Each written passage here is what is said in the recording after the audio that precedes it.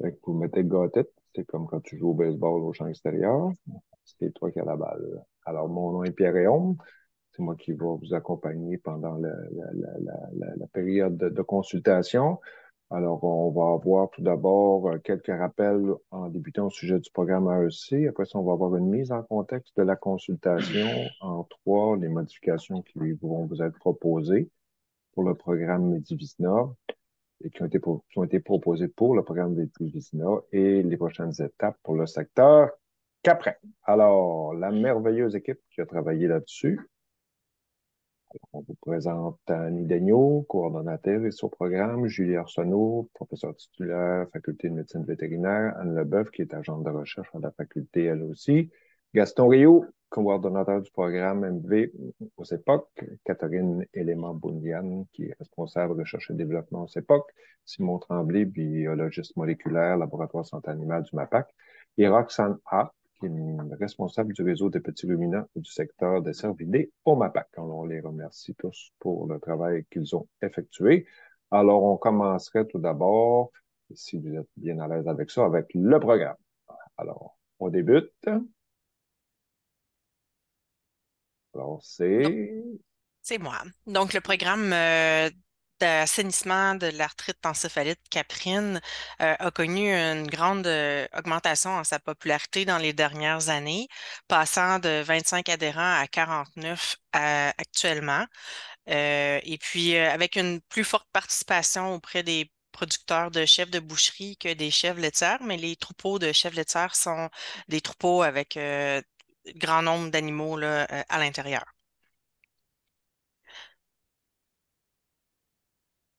La structure du programme, dans le fond, on voit ici au centre les bénéficiaires qui est vous, l'industrie, les éleveurs producteurs de chèvres.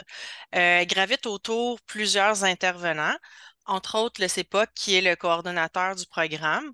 Il a le mandat Caprin octroyé par le MAPAC et puis il reçoit un financement pour la coordination régulière du programme et des projets spécifiques là, pour les caprins. En même temps, le CEPOC est aussi coordonnateur du programme Medivisna pour les moutons, qui est un semblable. Le MAPAC, lui, est responsable des analyses de laboratoire dans le cadre de ce programme-là, Il fournit les tests et l'expertise et subventionne les tests de laboratoire. Pour vous donner une idée, euh, ça peut être presque 15 là, de subvention qui revient par test individuellement là, par rapport à l'envoyé hors programme. L'appui scientifique vient aussi de la faculté de médecine vétérinaire avec son expertise et la collaboration de chercheurs, entre autres Dr Arsenault, euh, et avec une contribution nature là, dans la participation des comités et de discussion par rapport au programme. Et puis, votre médecin vétérinaire, lui aussi, est impliqué dans le programme en général afin de vous accompagner directement à la ferme, puis vous conseiller selon votre mode de régie, la race, les buts et objectifs là, de votre élevage en fonction des résultats et des discussions aussi avec le vétérinaire coordonnateur au CEPOC. Donc, le bénéficiaire, eh bien, ce sont les éleveurs caprins. C'est un programme qui est conçu pour vous et l'industrie en bénéficie là, grandement améliorant la biosécurité et puis la santé du cheptel caprin, puis aussi en ayant ainsi accès à une panoplie d'experts dans leur secteur. Merci, Annie. On poursuit avec la mise en contexte de la consultation. Dans les dernières années, il y a eu beaucoup de demandes, soit individuelles ou via diverses réunions de comités, d'améliorer, de faire des changements auprès du programme d'arthrite encéphalite caprine. Donc, on a eu des demandes de discussion de révision du programme. Dans des rencontres de table, mais aussi ça a été inscrit dans la planification stratégique sectorielle 2022-2027. Il a été demandé de moderniser le programme d'assainissement des troupeaux pour l'AEC et puis de le réaligner en fonction des nouveaux objectifs là, des éleveurs maintenant, et certainement aussi en lien avec ce qui a été fait dans le secteur ovin avec le programme Medivicina. Les enjeux qui ont été soulevés pour le secteur caprin, entre autres la fiabilité des tests de laboratoire en lien avec les changements des tests disponibles, entre autres l'arrêt du test de IDEX qui était anciennement disponible à Guelph, mais aussi par quelques événements où il y a eu des tests positifs dans des troupeaux avec statut depuis un certain temps. Également, la possibilité d'effectuer des tests dans le lait, soit directement à un individu ou au niveau du lait de réservoir. Ça a été une grande demande qui a été faite par les producteurs de lait de chèvre afin de permettre de suivre la prévalence de la maladie dans les troupeaux, d'avoir une meilleure idée de l'évolution de la maladie et des mesures de biosécurité appliquées. Et aussi, un autre enjeu, c'est qu'il y a une haute importance qui est accordée au statut des troupeaux, ce qui amène une augmentation de la valeur du troupeau et des individus et qui est directement en lien avec le revenu engendré là, dans l'industrie caprine.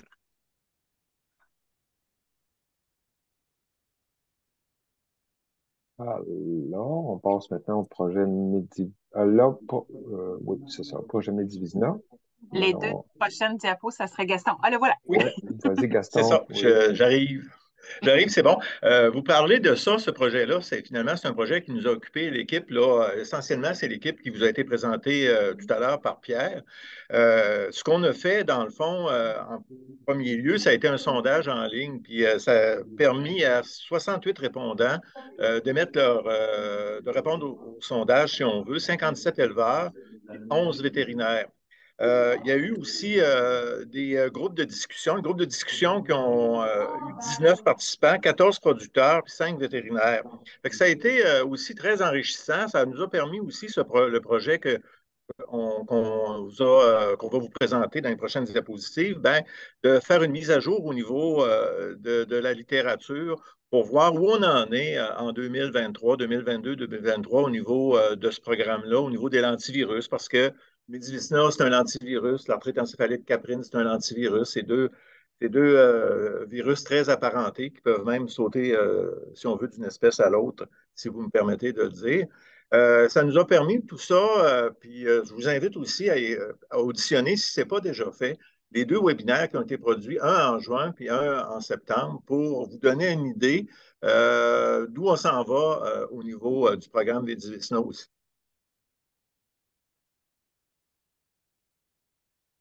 Et bon, c'est sûr que ça nous a permis de faire un projet de recherche. Puis ça, ben, je vous dirais, un projet de recherche, ben, pour se situer, c'est pas, on n'a pas l'idée, puis un mois plus tard, on a les résultats. En fait, ce qui est arrivé, c'est que, bon, le programme, vous le savez, ou je vais vous le dire, ça a tenu lieu d'un projet pilote en 2003 et 2006. Après ça, vraiment, la coordination du programme Medivicina a été confiée au CEPOC en 2006. Et l'arthrite encéphalique caprine, je vous dirais, c'est en 2017-2018.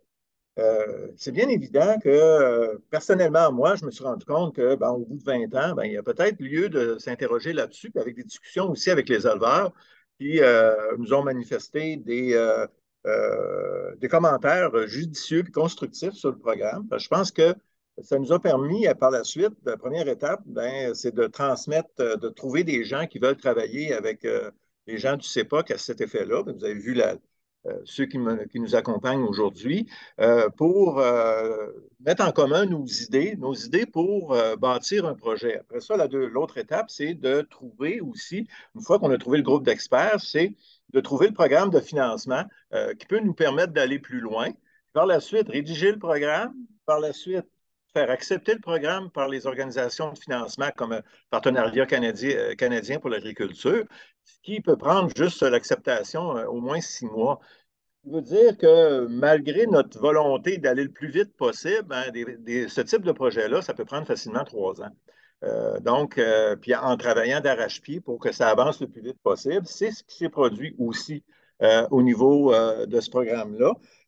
Donc, ça nous a permis de mettre en place, de pouvoir suggérer aux éleveurs adhérents au programme Medivicina des possibilités de modification qu'on pourra vous présenter aujourd'hui si on veut. Merci beaucoup, Gaston.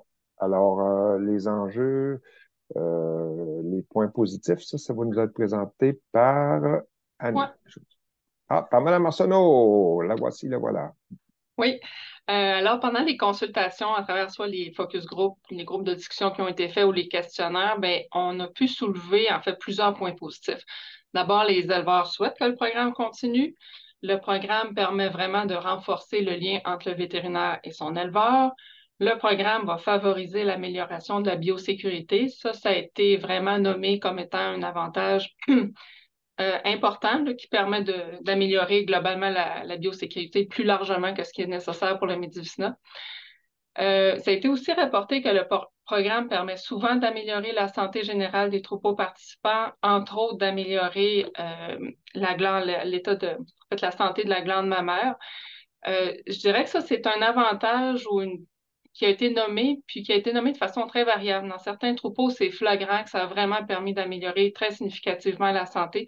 Dans d'autres troupeaux, ça n'a pas été rapporté comme étant si important. Donc, ça semble vraiment variable selon les troupeaux. Finalement, tout le monde s'entend pour dire que les troupeaux qui ont un statut sont vraiment avantagés pour la vente d'animaux reproducteurs. Maintenant, si on y va plus enjeux spécifiques par enjeux spécifiques, là, je vous ai nommé plutôt avant les enjeux généraux. Donc, on va les prendre un après l'autre. Nous, on a classé en fait ces différents enjeux-là qui ont été nommés en différentes catégories. Donc, si on prend le premier, qui est l'accessibilité au programme, je dirais que le fait que le test soit subventionné, c'est un aspect très positif qui permet une meilleure accessibilité au programme et qui est presque un élément essentiel à maintenir pour favoriser son accessibilité. Le fait que le programme soit accessible à tous aussi, à tous les types d'élevage, a été nommé comme étant très positif. Maintenant, en termes d'accessibilité, c'est certain que le coût des tests qui est assez élevé, là, en particulier pour les troupeaux commerciaux où il y a beaucoup d'animaux. Donc ça a été nommé comme un enjeu, là. Maintenant, pour les troupeaux en démarrage, qui est notre deuxième catégorie, ça a été nommé que les éleveurs qui veulent démarrer dans l'industrie souvent manquent d'informations sur cette maladie-là. Souvent, il y a un manque de promotion aussi qui est fait du programme pour les nouveaux éleveurs, donc ce qui fait en sorte qu'ils ne sont pas nécessairement au courant que le programme existe, alors que le programme est réellement perçu comme un atout pour tout éleveur en démarrage. Donc, c'est mieux de partir avec des animaux assainis quand on démarre. Au niveau de l'autre catégorie, choix et performance des tests, c'est certain que, je dirais, au cours des dernières années, il y a eu une certaine perte de confiance envers les tests qui a été liée à en fait, des animaux qui avaient des résultats qui variaient dans le temps. Donc, cette inconstance-là dans les résultats aux tests sérologiques a amené une certaine perte de confiance, puis une certaine difficulté aussi dans la gestion du programme. Tout ça a amené un besoin qui a été nommé de confirmer les résultats positifs, en particulier dans les troupeaux assainis, où est-ce qu'un animal sort positif, puis on aimerait le confirmer que c'est vraiment un positif, pour éviter de perdre son statut, mais aussi pour éviter, dans certains cas, de perdre de la génétique quand c'est un animal là, de haute valeur génétique qui sort positif. Dans les moutons, ça a été nommé aussi que les éleveurs souhaitaient que les tests génétiques soient intégrés au programme parce qu'on sait que dans les dernières années, il y a eu beaucoup de développement au niveau génétique, puis certains gènes seraient liés là, à une susceptibilité moins grande au virus du Medivicina. Donc, c'est vu comme étant quelque chose qui pourrait être intégré, qui serait positif. Pour ce qui est de l'interprétation des résultats et des recommandations, ça a été nommé que c'était difficile d'interpréter les résultats qui sont classés comme étant réagissants. Puis que des fois, ces résultats réagissants-là étaient interprétés différemment, puis conduisaient à des recommandations différentes. Donc, ce serait important de standardiser, d'avoir plus de constance dans la gestion de ces résultats réagissants.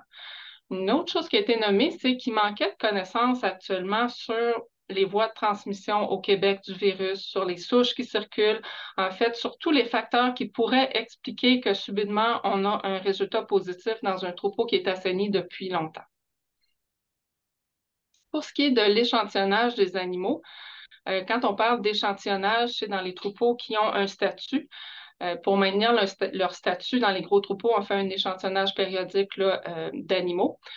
Ce qui a été nommé, c'est qu'il y avait une certaine incompréhension face au nombre d'animaux à échantillonner dans ces tests partiels de troupeaux-là, parce que dans les petits troupeaux, c'est tous les animaux qui vont être testés, alors que dans les grands troupeaux, c'est seulement un pourcentage, puis ce pourcentage-là est de plus en plus petit quand la taille du troupeau est plus grande. Donc, il y avait une incompréhension face à cette modalité du programme.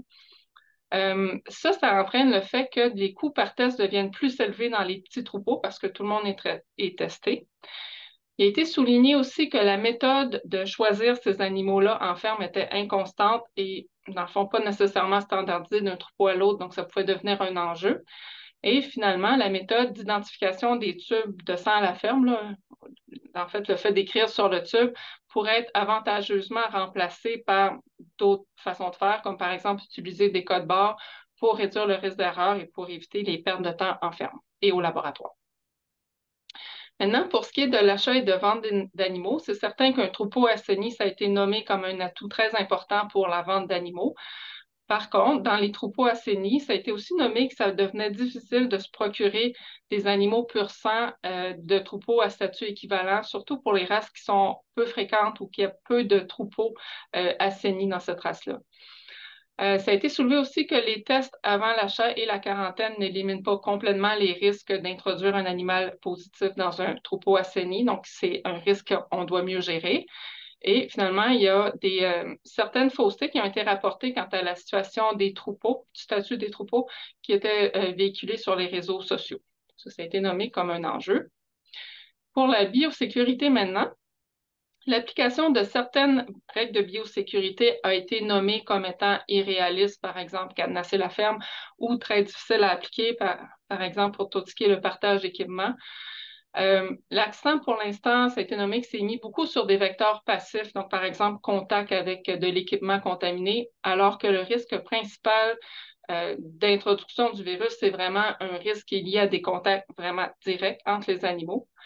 Le respect de l'engagement à appliquer les règles de biosécurité, il a été nommé que la confiance manquait parfois parce que c'est pas vérifié. Une certaine perte de confiance aussi qui a été rapportée dans la protection qui est apportée par les règles de biosécurité. On parle par exemple de gros troupeaux assainis depuis longtemps qui respectent l'ensemble des règles et que malgré tout, le virus va être détecté dans la ferme. Le rôle du praticien aussi a été nommé comme un rôle qui devait être plus en termes de sensibilisation, de recommandations sur les règles de biosécurité à appliquer et à prioriser, et pas nécessairement un rôle pour certifier. Dans le fond, le vétérinaire n'est pas une police dans le programme. Ça a été nommé aussi que certains craignent que quand on a une biosécurité qui est trop stricte, que ça peut fragiliser les animaux dans le sens où est-ce que ils peuvent manquer de stimulation du système immunitaire ou le fait de trop les sélectionner peut faire en sorte qu'ils vont finir par manquer de rusticité. Pour ce qui est des statuts maintenant, puis là, je vous donne plein d'enjeux. Là, si vous pouvez les noter, n'hésitez pas à prendre un crayon, à les noter puis à nous poser des questions là, après coup. Pour ce qui est du statut, il y a une perte de confiance dans la valeur des statuts qui a été nommée, particulièrement au cours des dernières années. Un questionnement aussi en lien avec c'est quoi qui différencie réellement le statut A du statut diamant. Est-ce que ça représente vraiment des risques différents d'infection à l'intérieur des fermes? Certains ont nommé la possibilité de remplacer les statuts par des pourcentages d'animaux positifs au dernier test.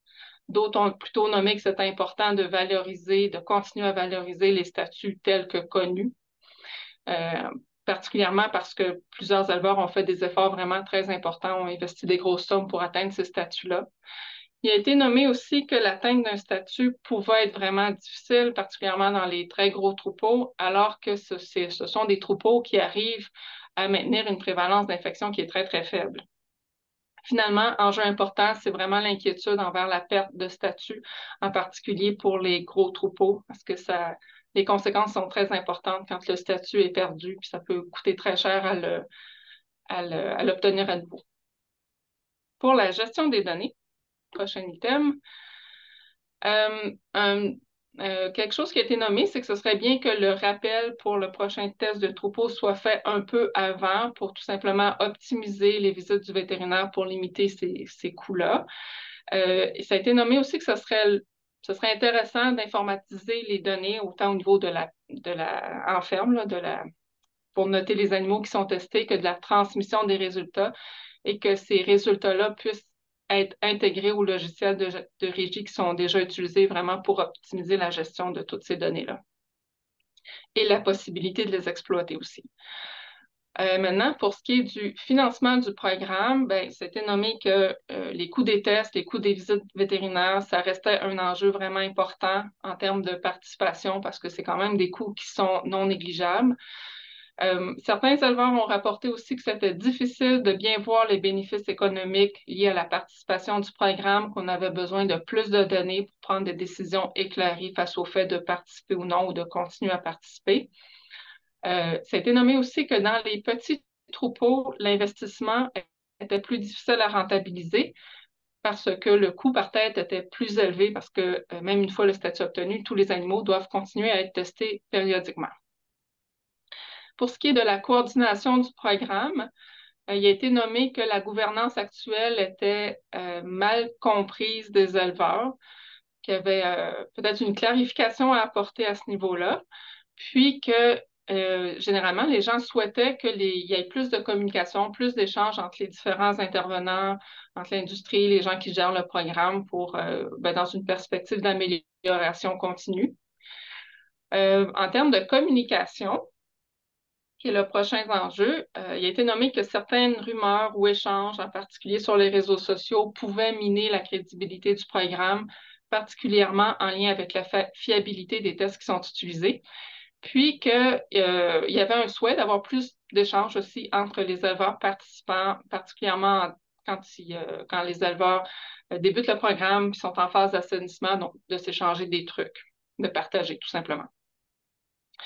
Finalement, il a été nommé que ce serait intéressant d'intégrer d'autres maladies au programme parce que un des coûts les plus importants, c'est le coût d'aller prendre les échantillons en ferme. Donc, tant qu'à prendre des échantillons en ferme, ce serait intéressant de tester pour plusieurs maladies, puis à ce moment-là, d'amortir les coûts, puis d'avoir plus de bénéfices, en fait. Amortir les coûts et augmenter les bénéfices en intégrant d'autres maladies. Merci beaucoup, Julie. Donc ça fait le tour de l'ensemble des enjeux. Merci beaucoup, Madame Julie. Alors, on serait maintenant rendu à vous laisser la parole aux participants. Vous pouvez poser vos questions en direct, en soulevant la main ou tout simplement par le chat, si vous êtes d'une nature timide. S'il n'y a pas de questions, pas de commentaires, on pourra toujours y revenir si jamais vous... Oh, on a Mme Lynn Simoneau. Lynn, la parole est à vous. Dans vos enjeux, il n'a pas été question d'identification permanente qui est un défi pour les personnes qui prennent les tests. Parce qu'actuellement, c'est les tatouages. Je vais vous dire, comme praticienne, c'est pas évident de faire des très beaux tatous, d'être capable de les lire, faire le suivi, des écrire sur les bouteilles. Tout ça est un enjeu, mettons, d'erreur permanent. Puis là, on va bientôt avoir l'identification permanente qui va être adressée aux producteurs. J'imagine d'ici 2025. Est-ce que ça pourrait être pris en considération pour le futur des tests, des statuts? Merci, Lynn. Réponse? Je peux répondre à cette question-là. Il ne faut pas oublier Julie.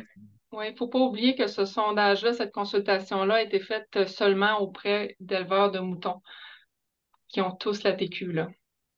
Fait que c'est probablement pour ça que ça n'a pas été nommé comme un enjeu, mais oui, on prend en note que c'est effectivement dans les chefs quelque chose à considérer là, complètement. Là.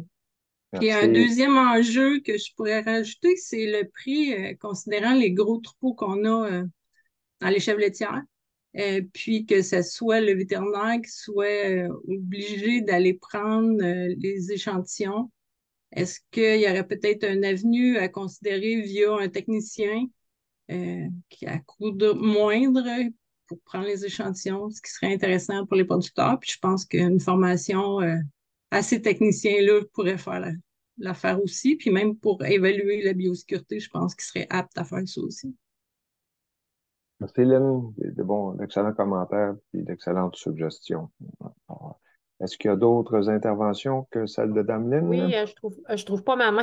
Je sais Non, bon, pas. on va la laisser. Ben, pas grave, regardez, on vous a en plein écran, là, on est chanceux. Bon, ben excellent, Seigneur. On va me peigner un petit peu. OK. Au niveau de la conférence que tu as faite antérieurement, Julie, sur ce qui est de la sensibilité puis de la spécificité des tests, au niveau du test ELISA, moi, je voudrais savoir si c'était pas possible d'intégrer dans le nouveau programme le fait que les tests soient positifs, mais que l'animal soit négatif, qu'on puisse avoir accès à des tests PCR pour vraiment ne pas avoir à réformer des animaux là, qui sont des faux positifs, parce que ça a un coût vraiment important là, pour les troupeaux. Puis, tu sais, au fond, la question, c'est d'avoir accès à ces tests-là. Puis, s'ils n'embarquent pas dans le programme, ben, gars, c'est une chose, mais à la limite, si on peut les payer hors programme, c'est ça, là. À la limite, moi, je voudrais juste avoir accès aux tests là, pour être sûr que mon animal est vraiment positif si ça donne dans le cas il l'est, là. Je sais pas si c'est une possibilité. Merci, Sylvie. Julie? On va y revenir dans quelques diapos à cette possibilité-là. Ça a été discuté, oui. Je m'excuse, je joue avec mon écran, puis là, je vous vois plus. Attendez. J'aurais une question, Madame Gagnon. Oui, allez-y, Sonia. Oui. Alors, moi, je me demandais au niveau de la réagissant, là, au niveau des tests là, qui sont beaucoup plus réagissants qu'avant, est-ce que vous avez des réponses à donner aux éleveurs? Pourquoi que ça, tu sais, les tests, là, pour moi, dans ma tête, c'est encore une question qui reste nébuleuse et qui, malgré les discussions, euh, de, de comment, là, tu sais, pour les tests qui sont réagissants, avoir vraiment, là, hors de tout doute raisonnable que ces tests-là sont aussi valables que ceux qui étaient là avant. Là, ils ont été changés. Puis un vétérinaire me disait dernièrement que c'est, des fois, au niveau des manipulations, au niveau de est-ce qu'ils sont réagissants? Est-ce que vous savez pourquoi ils sont si réagissants et pourquoi que les résultats peuvent être aussi variables? C'est quand on parlait de réagissants, puis ils peuvent rester réagissants, ils peuvent être plus réagissants. Ces animaux-là, ils vont être testés 1 an ou 6 mois plus tard, puis ils ne sont pas réagissants, puis 1 an avant, ils étaient réagissants légers. Ça, avant ça, il me semble que c'était positif, c'était négatif, puis que là, on a comme des zones, on dirait qu'ils sont rendus comme grises. En tout cas, moi je les perçois grises. Là. Fait que c'est peut-être juste une idée que je me fais. Mais est-ce qu'on a des réponses du nouveau test, là, pourquoi qu'on a des. Ben, ça va un petit peu dans le sens de la dame qui disait bon, est-ce qu'on a des positifs qui pourraient être dans le fond des faux positifs? Surtout quand on regarde des fois des animaux qui proviennent de troupeaux qui ont été testés depuis belle lurette, puis que là, il sort des animaux là, qui sont réagissants ou, comme la dame disait, il y a des coûts monétaires à faire tuer un animal. Là, je vais passer par là, puis je l'ai encore de travers. Fait que c'est pour ça que je me demande à quel point, là, s'il y a eu des études, s'il y a eu quelque chose sur le test, pourquoi il était si réagissant qu'avant ça, il me semble que c'était positif, c'était négatif, mais il me semble qu'il y a beaucoup plus en jasant cet été avec beaucoup d'éleveurs au milieu de la chèvre boire là, dans les expositions, qu'il y avait vraiment beaucoup de gens qui avaient eu des réagissants. Et puis, ça, c'est une autre chose à savoir si au niveau du programme, là, via les expositions, les sorties des animaux, ou peu importe, là, s'il y a des normes qui vont changer ou parce que, tu sais, quand il y a des animaux qui sont réagissants à retester dans X nombre de mois, puis qui sont sur des planchers d'exposition, là, tu sais, c'est ça, là. Est-ce qu'on doit vraiment être vraiment très inquiet des réagissants ou c'est des réagissants? Tu sais, c'est ça, là. Moi, depuis que les réagissants, ils ont fait leur incursion, ça m'a comme fait refroidir au niveau du programme. Avant, c'était oui, c'était non, mais là c'est ça. Fait que je me demandais s'il y avait OK. Ben, merci C'est beaucoup, très bien. Sonia, puis on va laisser Merci. Julie vous répondre.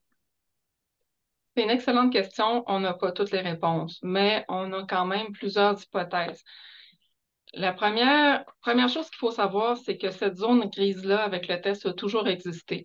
Là, on en parle plus, on le met plus en évidence, mais c'est aussi parce qu'il y a beaucoup plus de troupeaux qui participent que par le passé, puis on a un historique, donc il y en a plus là, en nombre absolu qui sortent qui sortaient avant. Donc ça, je pense qu'on les voit plus qu'avant, mais ça a toujours existé. Il y a des raisons purement biologiques à ça, puis je vais le présenter dans une diapo qui s'en vient, qui est tout simplement la réponse immunitaire de l'animal qui, au début, n'est pas stable et fluctue. Donc, c'est normal qu'on voit ça, c'est même attendu avant que ça se stabilise, puis on va le voir dans une diapo qui s'en vient. Donc, raison purement biologique. Il y a des raisons aussi qui sont liées aux limites du test. C'est un test qui est excellent, mais un test qui n'est pas parfait.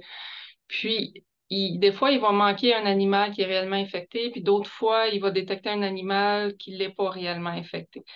Puis, plus on teste d'animaux, bien, plus c'est probable que ça arrive de temps en temps, là, ces imperfections-là, puis c'est attendu.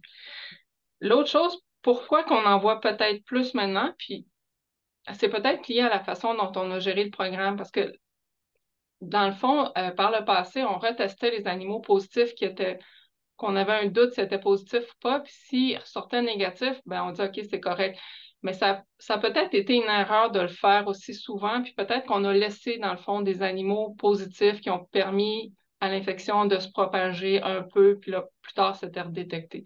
Donc, il y a vraiment beaucoup d'hypothèses. Puis j'espère que les prochaines diapos vont aider à clarifier là, les différentes raisons pour lesquelles ça peut arriver. Merci, Julie. Maintenant, Sylvie, votre micro.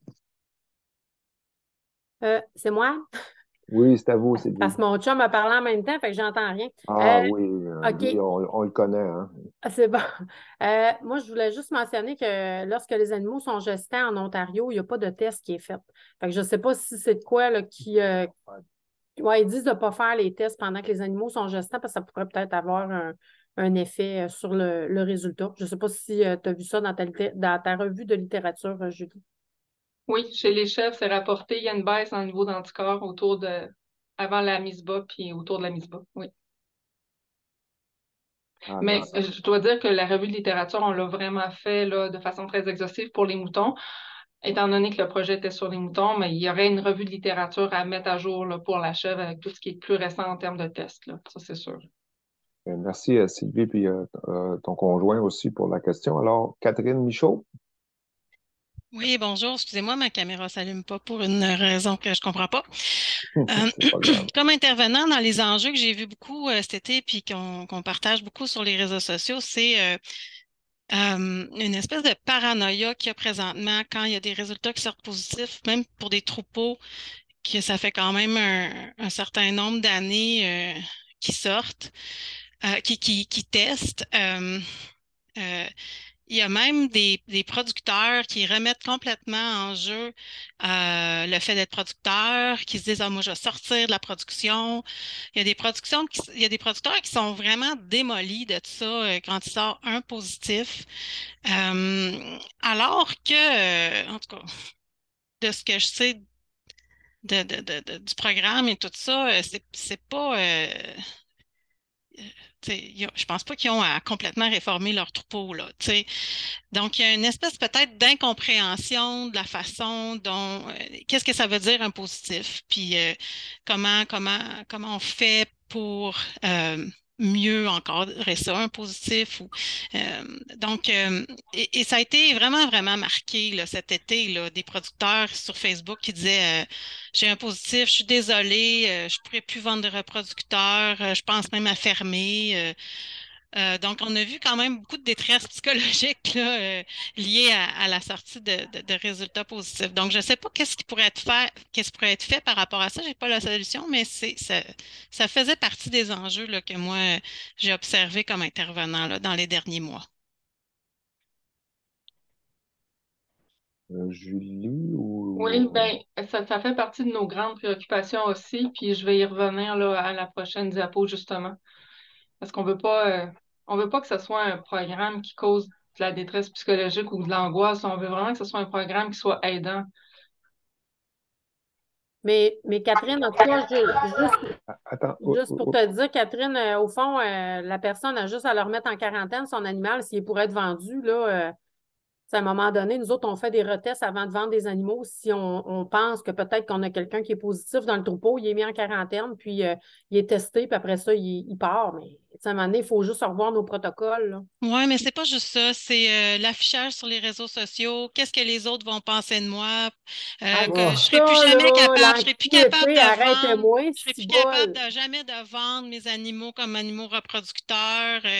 Tu sais, quand les membres d'organisation affichent leur statut sur tu sais, à côté de leur profil, puis là, ben, tu sais, là, tu sais, il y a comme une espèce de c'est comme trop, là.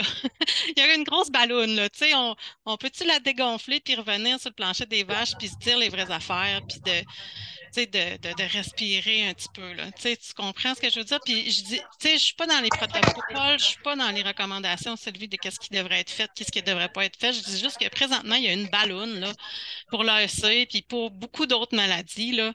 Puis là, ben, je pense que c'est lié à une certaine incompréhension, puis il y a un travail à faire au niveau des intervenants, des vétérinaires, des agronomes, de dégonfler cette ballonne-là, là. Ben, c'est bien entendu que le message, c'est un message aussi de communication, là, puis de validation du test lui-même en termes pour sa raison d'être, là. Puis je pense que c'est bien entendu, là. C'est bien noté, puis merci d'avoir pris le temps, là, de nous le mentionner, là. Catherine, puis Sylvie, Lynn et Sonia, tous ceux-là qui ont eu la gentillesse de s'impliquer dans la conversation. Alors, est-ce qu'il y a d'autres questions, commentaires là-dessus? Alors, il y a dans le chat. En fait, bonjour. Robert, oui. Allô? Non, oui. Non, c'est non, finalement. Alors, il y a. Réactiver. Voilà. Non, vous m'entendez mieux? Oui, on vous entend, Robert. Donc, nous, on est de ceux que ça l'a démoli un petit peu d'avoir une chèvre qui a popé comme ça, out of the blue, après 2, 3 ans d'efforts, alors qu'il n'y a aucune autre qui a eu ça. Elle a eu des bébés qui sont, eux, négatifs. Donc, effectivement, on s'est beaucoup mis en doute. Après ça, on vous a mis en doute. Vous restez en doute d'ailleurs. Et c'est effectivement très démotivant. Donc, de ne pas pouvoir avoir une assurance que ça va être bon. Et on ne comprend pas, on a fait des sacrifices énormes pour que notre troupeau soit sain. Donc, effectivement, après ça, tu te remets en question. Ça sert à quoi? J'en ai une, demain, je vais en avoir 4, après ça, je vais en avoir 10. Puis, isoler les chèvres, ce n'est pas toujours possible. Ça coûte cher, ça coûte la main-d'œuvre, ça coûte l'espace. Je mets dans un autre bâtiment, je la mets chez une personne qui va m'aider. Voilà, il faudrait au moins avoir une idée de c'est quoi que la propension qu'aurait cet animal à propager le virus. C'est au moins un ordre de grandeur du danger qu'on court. Merci Merci de votre question, Robert. On vous perd un petit peu là. Je ne sais pas si Julie peut répondre ou quelqu'un. Non? On te prend plus comme commentaire, Julie? Oui, je prends bien note du commentaire. On est bien au courant de cet enjeu-là. C'était un commentaire, c'était pas une question, c'était un commentaire. Merci, Robert. Alors, est-ce qu'il y a d'autres commentaires? Sinon, on passerait au point 3, qui est la proposition d'amélioration pour le programme 2.0 Medivizna.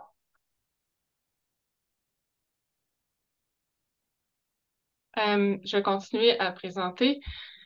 Donc ici, on va vraiment vous proposer des suggestions de modifications qu'on a présentées aux éleveurs ovins pour savoir qu'est-ce que vous en pensez. Est-ce que ça pourrait répondre à vos besoins aussi? Donc, on vous les présente. Peut-être avant de débuter, faire la différence. C'est quoi la différence entre le Medivizna et l'AEC? Il faut savoir que c'est 2 virus qui appartiennent vraiment au groupe des lentivirus. C'est 2 variants. Dans le fond, c'est 2 virus qui sont vraiment très similaires. Le virus du Medivizna et l'AEC se regroupent en 5 groupes génétiques. Dans le fond, certains groupes génétiques se retrouvent presque seulement chez la chèvre, d'autres presque seulement chez le mouton, mais globalement, le virus peut être transmis peu importe le groupe là, entre les moutons et les chèvres. Donc, on parle plus d'une préférence d'hôte, mais selon les variants, là, que de vraiment, c'est un peu le même virus. On le considère un peu comme le même virus. C'est donc des virus qui ont les mêmes caractéristiques aussi là, de survie dans l'environnement, par exemple, ou de comment ils infectent les animaux. La grosse différence qu'il y a entre le Medivacina et l'AEC, c'est vraiment les signes cliniques qui sont prédominants, qui sont différents. Chez la chèvre, on voit plus souvent de l'arthrite. Chez les moutons, on voit plus souvent de la pneumonie. Mais ceci étant dit, l'ensemble des signes cliniques peuvent être vus à la fois chez les moutons et chez les chèvres. Il y a aussi des réponses qui vont être un peu différentes là, selon le test sérologique et selon le PCR. Ce qu'on sait moins, par contre, c'est est-ce que ces différences-là de réponses sont liées à la souche du virus ou à l'espèce animale. Donc, c'est une histoire de groupe génétique ou c'est une histoire de chèvre versus mouton. Ça, c'est pas très bien connu. Ce qu'il faut savoir aussi, c'est que peu importe si on parle d'AEC ou de Medivacina, la grosse différence, enfin, dans le fond, c'est que les voies de transmission, l'importance relative des différentes voies de transmission dans une ferme va vraiment plus varier selon la régie d'élevage que selon le virus, là. Tout dépendamment si on a un élevage laitier, par exemple, ou un élevage de boucherie. Donc, prochaine diapo, choix du test de laboratoire, c'est le premier grand enjeu qu'on a discuté. Donc, l'enjeu principal ici, c'était vraiment une perte de confiance envers le test, une difficulté de savoir si c'était un vrai positif ou pas un vrai positif, par exemple. Pour le moment, le programme est basé sur un test ELISA qu'on appelle l'ELITEST. Ce qu'on suggère pour la prochaine version du programme, le programme 2.0, c'est de conserver pour le moment ce même test sérologique-là. Pourquoi? Parce que c'est un test qui est disponible, c'est un test qui reste très performant, c'est un test qui a été validé, qui a été utilisé aussi dans plusieurs contextes. Donc, on sait que c'est un test qui performe bien. C'est pas parce qu'il performe bien que c'est un test parfait, là. Il n'y a pas de test diagnostique parfait qui existe en médecine vétérinaire. Celui-là est un test qui est vraiment excellent, mais qui reste imparfait. Puis c'est ça qui cause là, beaucoup d'incertitudes sur le terrain. De façon continue, depuis le début du programme, on explore les différentes autres possibilités de tests. Il y a d'ailleurs eu des changements en termes de tests sérologiques qui ont été faits à travers les années. Présentement, on explore de façon vraiment plus, je dirais, plus active, je dirais, le PCR et le ID-Screen, qui est un autre test ELISA. Donc, les démarches ont déjà été entreprises pour voir si on serait en mesure de au moins tester comment ces tests-là fonctionnent au Québec, les valider, de voir si ça vaudrait ou non la peine de les intégrer selon les résultats. Puis, comme je disais, pour les moutons, on explore aussi la possibilité d'intégrer des tests génétiques. Donc, ça aussi, là, il y a vraiment des démarches actives là, qui sont faites au sein de notre comité, puis avec la collaboration aussi du laboratoire du MAPAC, là. Prochaine diapo. Dans le programme actuel, ce n'est pas possible chez les moutons de tester sur le lait. Ce qu'on propose pour le programme 2.0, c'est de permettre les tests sur le lait dans la phase d'assainissement. Pourquoi? Parce que les tests sur le lait sont un peu moins performants, un peu moins sensibles que les tests sur le sérum. Donc, on ne voudrait pas non plus laisser des animaux positifs dans les troupeaux, là, ça nuirait. Puis aussi, c'est parce que ces tests-là sur le lait sont possibles seulement, évidemment, chez les animaux en lactation. Donc, on le permettrait, mais seulement là, pour la phase d'assainissement. Pour ce qui est de la confirmation d'un animal positif, dans le programme actuel, c'est possible de le faire. Dans le programme 2.0, on le limiterait aux situations qui sont vraiment exceptionnelles. Pourquoi? Parce qu'un animal qui est testé positif, même s'il est retesté positif, c'est possible que ce soit un vrai positif. Au début de l'infection, les anticorps vont fluctuer, ce qui fait que l'animal peut être positif, négatif et redevenir positif. Donc, tout animal qui est testé une fois positif représente quand même un risque plus élevé d'avoir l'infection pour de vrai puis de continuer à propager la maladie dans le troupeau. Troisième point, les analyses par pool. Dans le programme actuel, les analyses par pool sont possibles et on propose de garder cette possibilité-là tout simplement parce que ça représente un coût avantageux, donc ça améliore l'accessibilité au programme, même si on est très conscient que de tester en pool, ça va diminuer un peu la capacité là, à détecter des animaux qui sont positifs. On perd un peu de sensibilité. Prochaine diapo. Ici, c'est une diapositive. Bon, c'est basé sur des données de moutons, mais on sait que chez la chèvre, le même phénomène existe aussi. Donc ici, ce qu'on voit, c'est un graphique où il y a des brebis qui ont été infectées expérimentalement, donc chez qui on a injecté vraiment le virus du Medivacina. Chaque brebis est représentée par une courbe d'une couleur différente. Les résultats qui sont en bas de la ligne pointillée représentent des résultats qui sont négatifs au test sérologique et les résultats en haut représentent des résultats qui sont positifs au test sérologique. Donc, on peut voir que certains animaux, si on prend par exemple la brebis en bleu, ben, 2 semaines après l'infection, elle est négative, elle devient positive. 4 semaines après, elle redevient négative, elle reste négative jusqu'à la 6e semaine avant de devenir positive pour de bon. La même chose pour la brebis en vert pâle. C'est ce phénomène-là qui arrive. Puis si on regarde la brebis rose, ça lui prend elle, des semaines avant de devenir positive au test. Ça, c'est normal. C'est parce que le virus, il va s'intégrer dans les cellules. C'est long avant qu'il se cache en fait du système immunitaire. Puis ça devient long. C'est long avant que l'animal le détecte, produise des anticorps et en produise en quantité suffisante pour être capable de le détecter avec le test. C'est vraiment, vraiment lié à la biologie là, du virus. Peu importe le test qu'on utilise, c'est ce phénomène-là qui arrive quand on essaie de détecter des anticorps contre ce virus-là. Donc ça va expliquer des faux négatifs. Faux négatif, c'est un animal qui a une réponse immunitaire qui n'est pas encore suffisante pour être capable de détecter les anticorps. Ça peut être lié aussi à la souche virale. On sait qu'il y a beaucoup de souches de Medivacina qui existent, puis certaines souches sont plus faciles à détecter avec certains tests sérologiques. Ça, c'est encore une information qui on n'a pas toutes les réponses là, pour la situation au Québec là, sur les souches qui circulent puis la capacité de chaque test à détecter les différentes souches. Mais si on continue dans la diapo, à droite, j'avais mes brebis qui ne sont pas infectées. Donc, ces brebis-là sont vraiment, vraiment pas infectées par le virus. Puis, on peut voir que même chez ces brebis-là, malgré le fait qu'ils restent pas mal tout le temps négatifs, il y a quand même une petite fluctuation qui est observée là, dans les résultats du test. Puis, on peut voir que la brebis en bleu pâle, bien, elle était positive au test, même si réellement elle est négative. Puis, on voit qu'elle est redevenue négative après. Ça peut arriver, ce qu'on appelle un faux positif, quand il y a des anticorps maternels. Donc, quand c'est, par exemple, une agnelle qui est née d'une brebis qui était positive et qui, elle, avait des anticorps, pendant toute la lactation, l'agneau peut être positif. C'est lié aussi à d'autres phénomènes qu'on n'explique pas bien encore. Donc, on le sait, ça arrive de temps en temps qu'un animal va être positif juste en raison de cette spécificité-là imparfaite de notre test. Prochaine diapo, on vous écoute.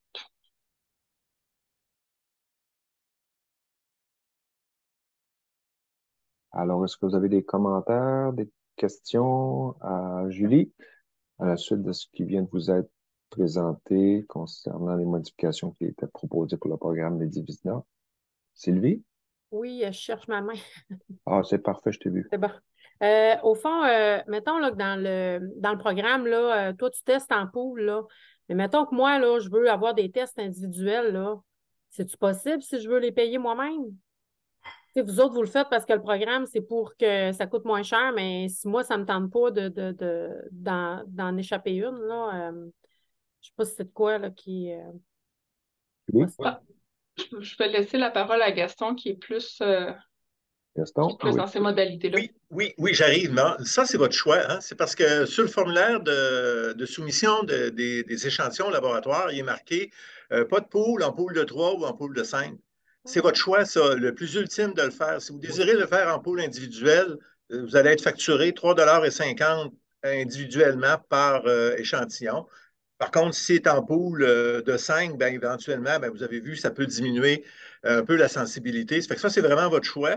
Puis c'est sûr que dans le fond, on le fait parce que ça pouvait être un aspect économique, mais pour l'éleveur, en fait, c'est une décision éleveur vétérinaire, votre vétérinaire praticien, à ce moment-là, qui prend cette décision-là avec vous. Fait qu'on n'a vraiment, vraiment pas de problème. Tout ce qu'on dit pour les poules, c'est qu'on ne veut pas commencer un troupeau avec des poules parce que si on a un pourcentage, une prévalence élevée, ben à ce moment-là, s'il y a c'est un pool de 5, s'il y en a 3 positifs, il faut dépouler, par exemple, le pool de 5. Ça fait finalement que ça coûte plus cher. Fait l'autorisation qu'on donne comme vétérinaire qui coordonne, c'est vraiment être sûr que la prévalence est rendue très faible dans votre troupeau ou un troupeau qui a un statut. À ce moment-là, oui, on n'empêche pas de prendre des poules, mais vraiment seulement si la prévalence est élevée qu'on peut, comme coordonnateur, dire ça ne vaut pas la peine. Merci. Lynn? Actuellement, dans les vaches, la Fédération a fait faire les tests d'Allocause, qui est quand même un virus ressemblant de la même famille du Midifina puis de l'arthrite encéphalite.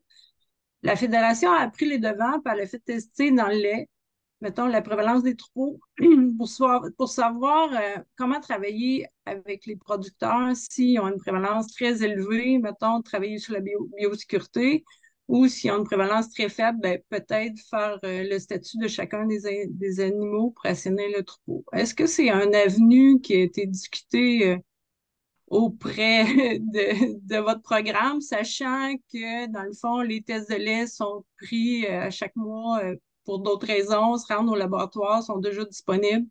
Est-ce qu'il y a quelque chose qu'on pourrait faire?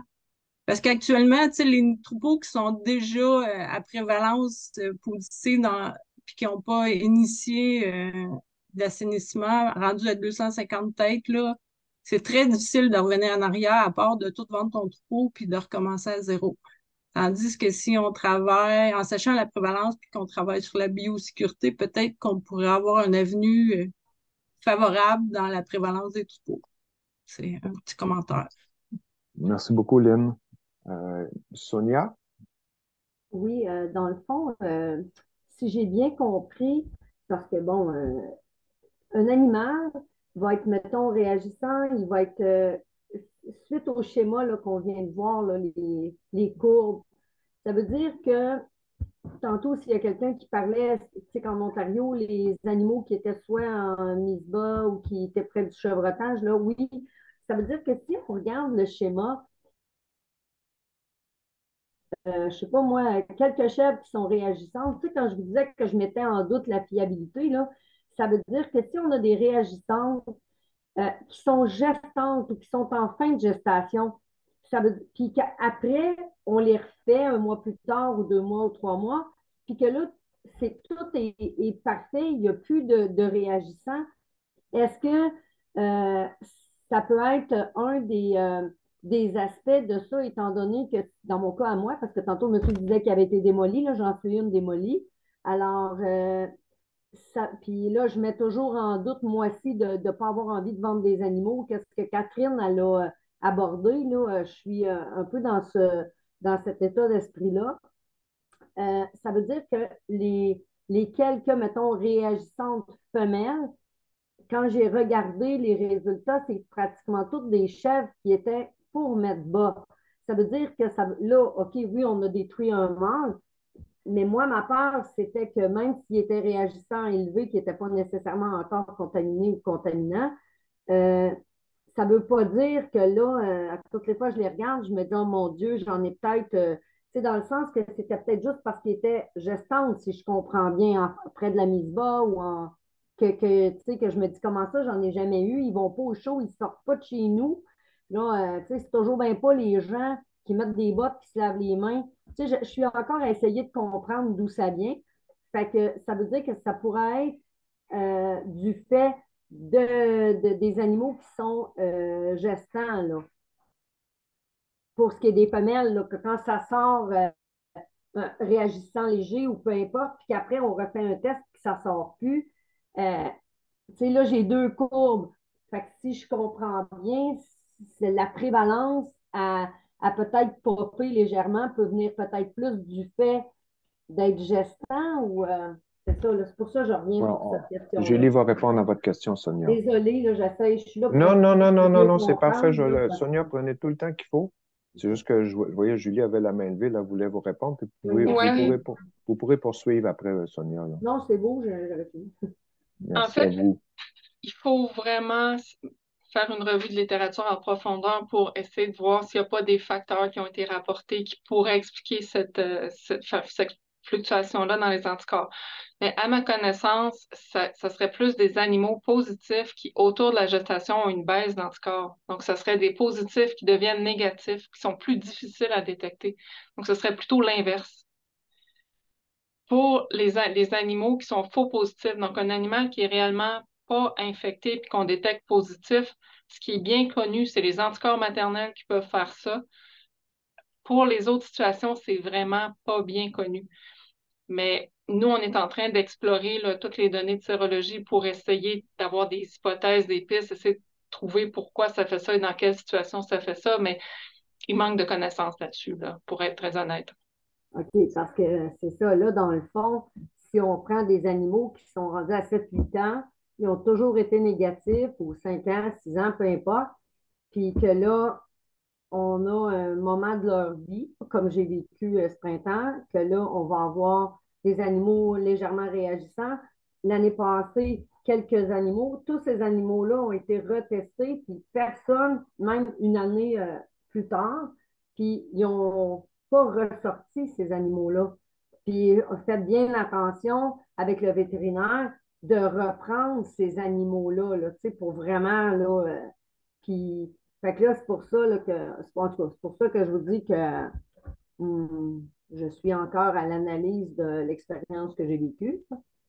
Alors, OK, c'est bon. Parce que, tu sais, je veux dire, puis le moment donné aussi, on avait OK, les gens qui viennent peuvent ramener la maladie. Bon, même si on lavait les mains, même si on met des bottes, la maladie, tantôt vous disiez que c'est vraiment plus à contact. Fait que là, tu sais, c'est ça, tu sais, moi, je reçois des fois des petits groupes, ben pas des groupes, là, des gens qui viennent camper, ce qu'on appelle les terrégos. Puis là, on m'a même été jusqu'à me dire, ben c'était terrégos qui ont ramené ça, peut-être. Mais là, c'est parce que quand la dame disait il y a des valeurs économiques ou que Catherine disait ça a développé quasiment une paranoïa, là, ben merci, bonjour, je suis là.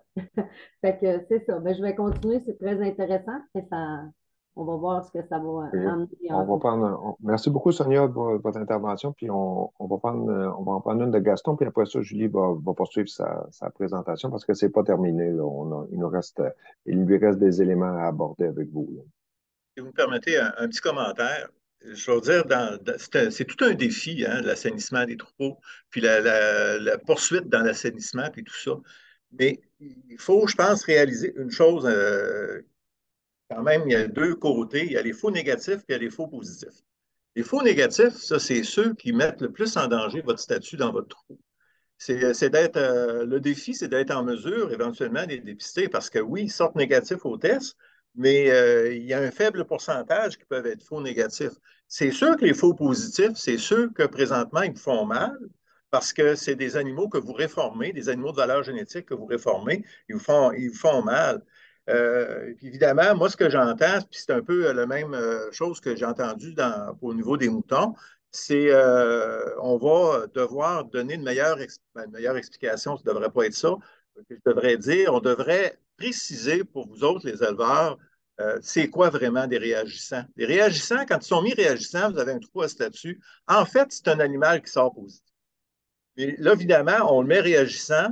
Ceux qui ont des statuts, c'est vous permettre de le retester parce qu'on espère, tout comme vous, que ce soit un faux positif.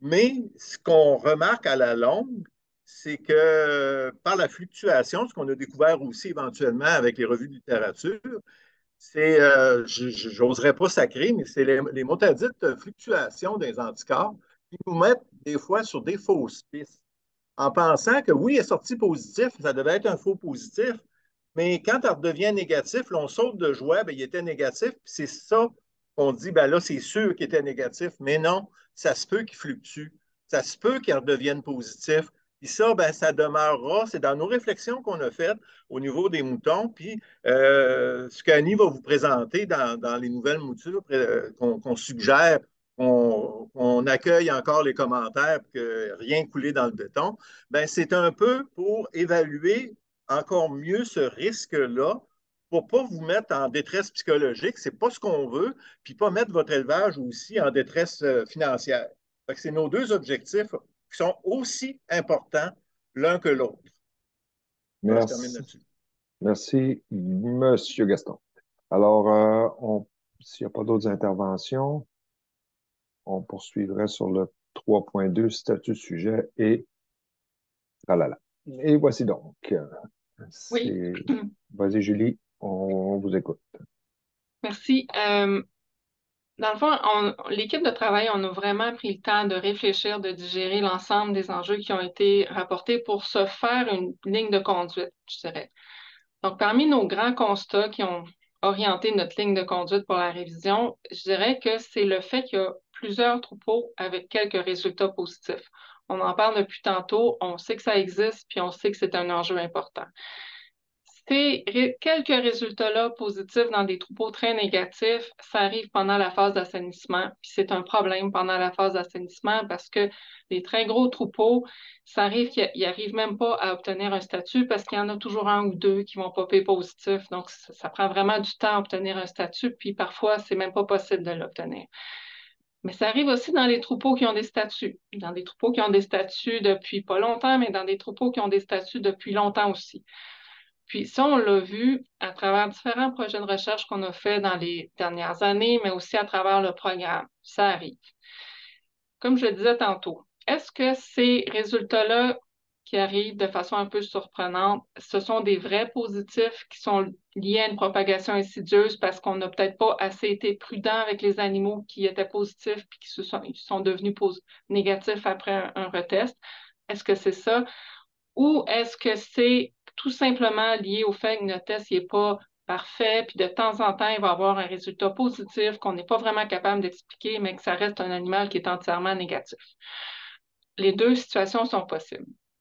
Mais tout ça conduit au fait qu'il y a beaucoup d'inquiétude, beaucoup de découragement des éleveurs, alors que leur troupeau, là, quand on a un gros troupeau qui a seulement 1, 2 animaux positifs, ça reste un excellent troupeau avec un risque qui est vraiment très, très faible.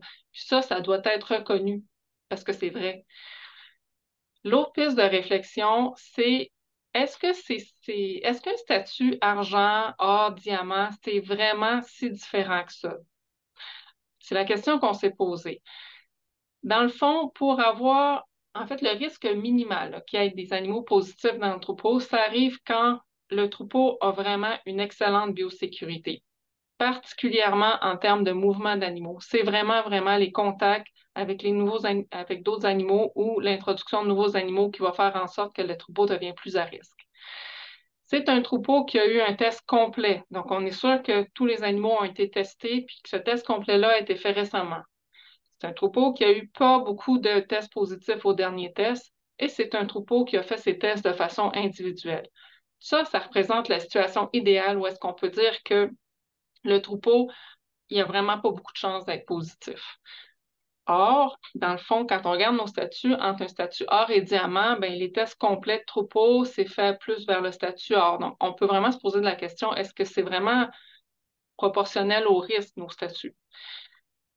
Un autre élément de réflexion, la vente de sujets reproducteurs, c'est vraiment facilité par le fait d'avoir un statut. Mais ça ne nous a pas été nommé que le fait d'avoir un statut or versus diamant faisait vraiment une différence là, pour les acheteurs puis pour le prix de vente des animaux. Donc, ça aussi, on a mis ça dans notre tête pour réfléchir, ce qui amène à la prochaine diapo. L'essentiel dans tout ça. Donc, on s'est dit, là, nos pistes en fait, les propositions de modification. Il faut vraiment les orienter pour que le programme serve réellement à améliorer la santé des troupeaux et à favoriser la vente d'animaux sains pour améliorer globalement la santé du cheptel. Donc, ça doit être un outil pour mieux performer, puis pas une source d'angoisse pour les éleveurs. Le statut doit être représentatif du risque, puis il doit y avoir une valorisation aussi pour les troupeaux qui sont à très, très faible risque, même s'ils n'ont pas eu 0% au dernier test. Le programme doit aussi pouvoir évoluer avec toutes les nouvelles connaissances qu'on a aujourd'hui. Puis, si on change quelque chose, il ne faut jamais oublier de reconnaître les efforts et les investissements de ceux qui participent depuis longtemps puis qui ont vraiment mis tout leur cœur, beaucoup d'argent et toute leur énergie pour obtenir un statut. Donc, c'est dans cet état d'esprit-là, avec ces réflexions-là, qu'on propose certains changements dans la structure même du programme. Prochaine diapo. Et je passe la parole à Annie pour le reste. Oui. Annie? Donc ici, on voit un peu l'évolution de comment ça fonctionne actuellement avec le programme là. On se rappelle qu'on parle actuellement du programme d'assainissement Medivicina, mais c'est aussi la même chose pour le programme AEC. Donc, un troupeau en voie d'assainissement va pouvoir s'inscrire au programme. Et puis, une fois qu'il va avoir obtenu des tests négatifs pour tous les individus de plus de 6 mois, il va se voir octroyer le statut argent. Ensuite de ça, 6 mois plus tard, il est éligible à un test de troupeau complet encore. Et si tout est toujours négatif, ça octroie le statut or. Le renouvellement annuel de ce statut or-là avec des animaux négatifs permet d'obtenir le statut diamant. C'est comme ça que ça fonctionne actuellement. Donc, maintenant, on voulait vous imaginer un peu la situation actuelle. C'est que le fait d'effectuer seulement des tests de troupeaux partiels une fois le statut obtenu, puis d'avoir une certaine tolérance pour des positifs qui sont retestés, comme disait Dr. Rioux plus tôt, ceux qui sont réagissants, qu'on espère qu'ils sortent négatifs, puis qui finalement sortent négatifs et qu'on conserve, mais finalement étaient peut-être des vrais positifs. Puis le fait aussi d'effectuer des analyses en pool. Donc, même si scientifiquement, c'est possible de détecter des animaux positifs, mais on diminue quand même un seuil de détection. Par exemple, si on a un pool de 5 animaux ou des brebis dans ce cas-ci, puis qu'il y en a un qui est très faiblement positif, mélangé avec 4 qui sont très, très faibles aussi, négatifs.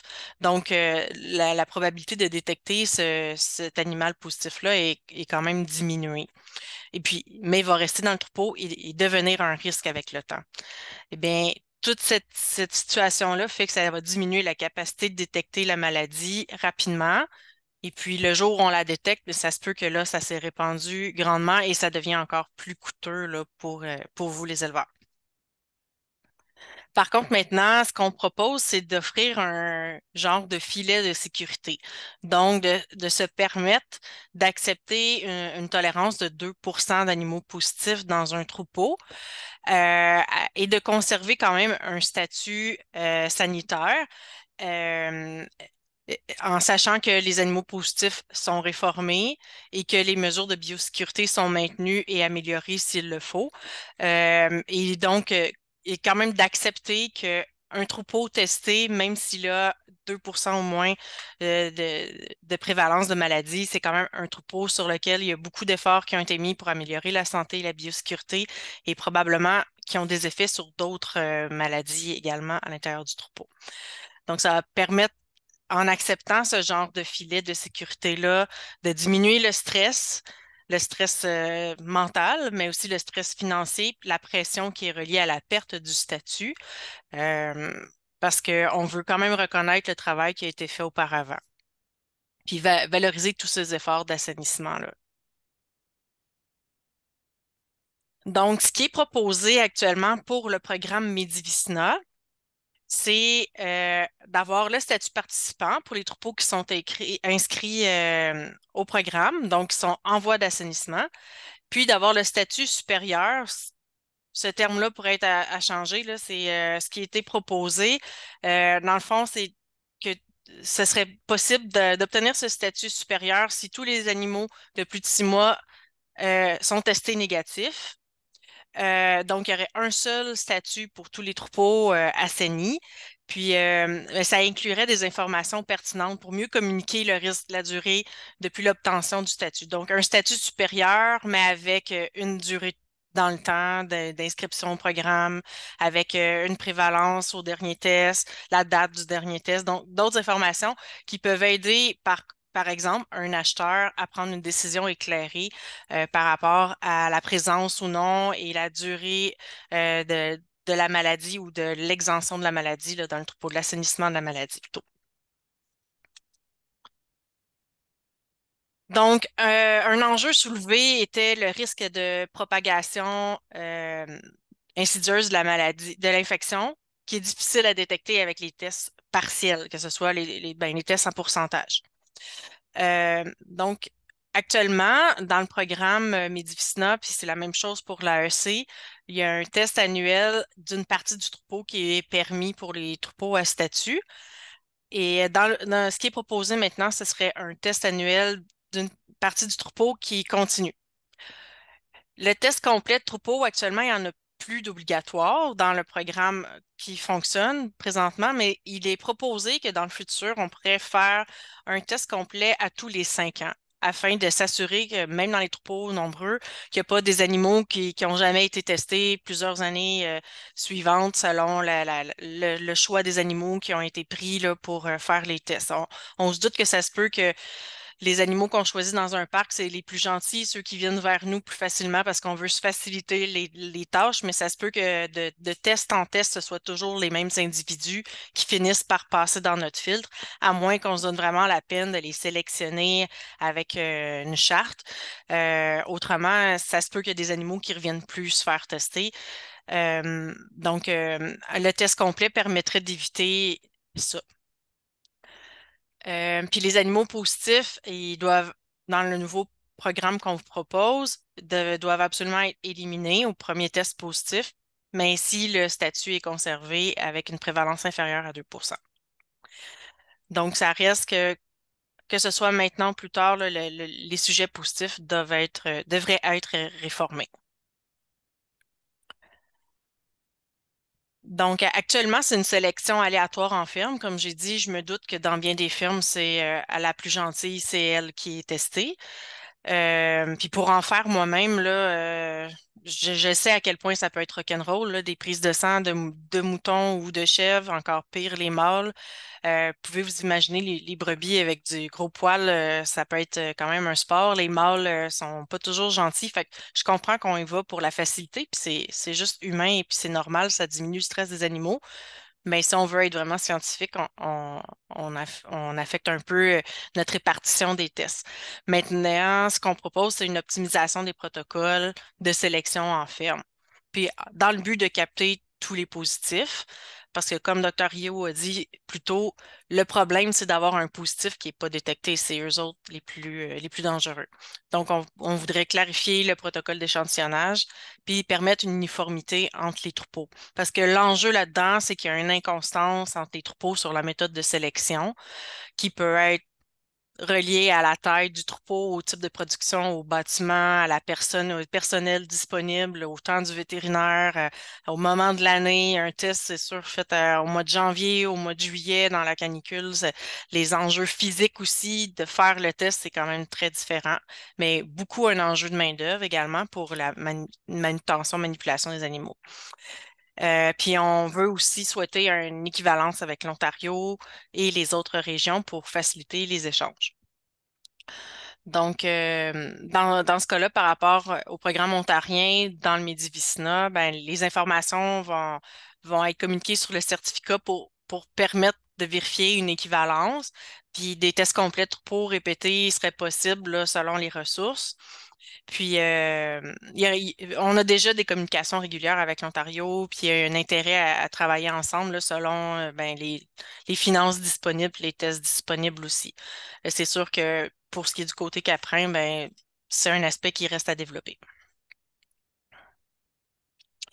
Ça ici, c'est un tableau qui peut sembler compliqué, mais qui finalement explique vraiment bien la proposition du nouveau programme de Medifisna qui, si c'est quelque chose qui est souhaité de la part des gens dans le Caprin, pourrait aussi être maintenant appliqué selon là, ce que vous allez en décider.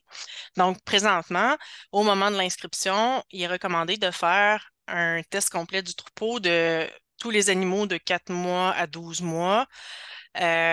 À tous les 4 à 12 mois, mais de tous les animaux de 6 mois et plus.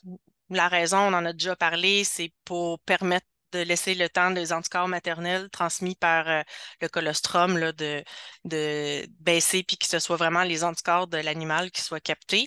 Puis on permet des poules à partir du deuxième test. Donc maintenant, si on fait un exemple avec un troupeau de 100 sujets, pour être plus facile là, point de vue des calculs, on fait le test complet du troupeau de tous les animaux de plus de 6 mois. Si on obtient ensuite un résultat de 10 sujets positifs, donc 10 ça fait que c'est plus que 2 Donc, on retire tous ces animaux-là du troupeau, donc on les réforme, puis on reteste 4 à 12 mois plus tard. 8 mois plus tard, au complet, selon les finances, là, la disponibilité aussi, puis la saison de l'année ou le moment dans la régie aussi qui va être à tenir compte. Si finalement le troupeau obtient moins de 2 de sujets positifs, par exemple, un sujet positif sur un troupeau de 100 têtes, donc 1 le troupeau va tomber au statut supérieur à ce moment-là. Il faudra toutefois retirer le sujet positif. Et puis, par la suite, il va être retesté 1 an plus tard. Puis il va y avoir un test de troupeau qui va être refait au complet, ben, avec les pôles acceptés. S'il y a plus que 2 sujets qui sont positifs, ils vont retourner au statut participant, puis ils vont refaire le test complet de troupeau jusqu'au réassainissement. S'il y a un sujet positif et moins, donc moins de 2 on va réformer le positif, le troupeau va conserver son statut supérieur. On va rester dans la boucle du bas. Ensuite de ça, lorsque ça fait 5 ans que le troupeau est inscrit, on va refaire le test sur tout le troupeau en acceptant les poules. Puis on suit la même logique. Là, si le troupeau est encore inférieur à 2 de positif, il va rester statut supérieur, puis il va retourner au test annuel avec un pourcentage. Si toutefois il y avait plus que 2 d'animaux positifs, on va retourner au statut participant pour refaire un test complet de troupeau jusqu'à ce qu'on revienne en bas de 2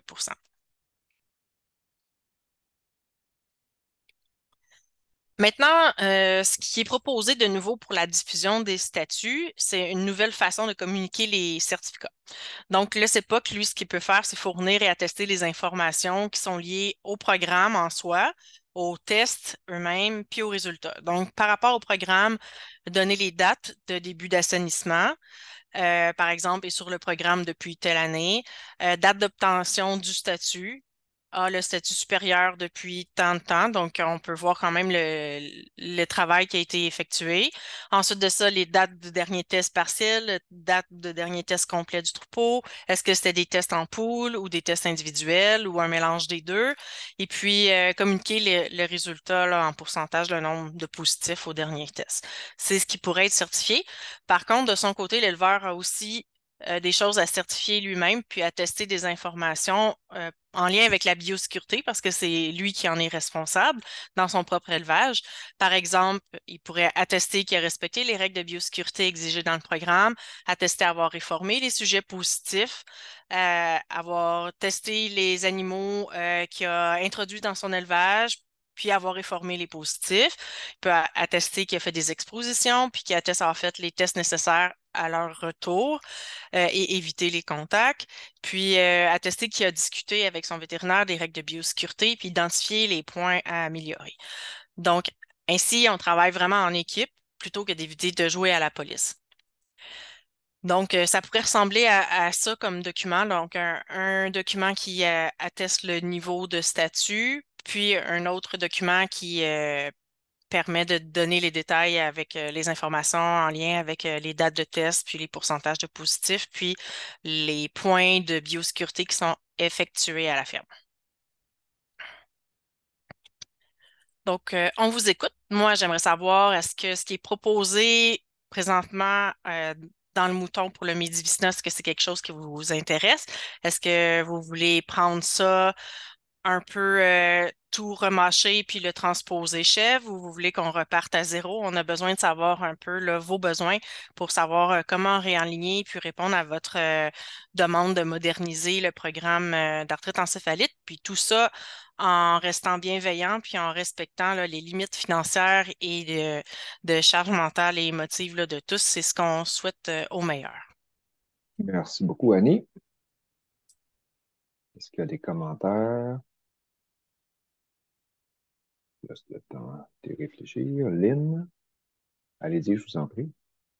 Dans les troupeaux en assainissement, est-ce que vous avez penser, mettons, on sait, à cause de la sensibilité du test, là, on sait qu'autour de la mise bas, avant et après, c'est peut-être pas la bonne période. Puis comme on reteste ces troupeaux-là aux 6 mois, est-ce que ce serait possible de, exempter les animaux ou les prendre en considération quand on fait le test? La deuxième chose, dans la même optique de début d'assainissement d'un troupeau, est-ce qu'il serait possible de rentrer les chevreaux plus tôt dans la boucle, sachant que, bon, ben, s'ils sont positifs, ça peut être des anticorps maternaux, mais s'ils sont négatifs, normalement, ils devraient être exempts, entre guillemets, là, de la maladie pour l'instant. Puis qu'on pourrait, dès le départ, faire une sélection au niveau des remplacements. Qui peut intervenir là-dessus? Julie, Annie, Gaston? Ben moi, c'est sûr qu'à petite échelle, le faire à 4 mois pour permettre une meilleure régie serrée dans un processus d'assainissement, c'est déjà quelque chose qu'on peut faire en sachant que ça peut complexifier les choses parce qu'il peut y avoir un positif qui ressort dans notre petit groupe là, qui est en séroconversion. Mais oui, de permettre une ségrégation le plus rapide possible, c'est sûr que c'est à souhaiter. Merci. Lynn, voulez-vous poursuivre? C'est une vieille main. Oui. C'est une vieille main. Merci. Merci, Lynn. Sylvie, souhaitez-vous intervenir, Sylvie? Non, pas d'autres C'est interventions? parce que mon chum est parti. OK, on va attendre qu'il revienne. Ouais, c'est ça. On va attendre que tu reviennes, Renard. Mais au fond, je trouve que c'est du nivelage par le bas, là, mais c'est pas grave. Là. Si tout le monde, c'est parce qu'ils veulent absolument un certificat puis pas avoir fait les efforts pour avoir la bonne note. C'est une mauvaise réaction, excusez-moi. C'est parce que au niveau de la répétabilité. Tu sais, moi, je suis un éleveur, je suis statut diamant. Là, j'ai une positive qui est sortie. Je m'attends à descendre hors. Là. Tu sais, je m'attends à ça, là, parce que après ça, je vais les magasiner où, mes animaux? Tu sais, comment je fais pour être sûre? Je comprends, Annie, ce que tu as dit, mais en même temps, il manque une étape. Là. Tu sais, t'étais comme.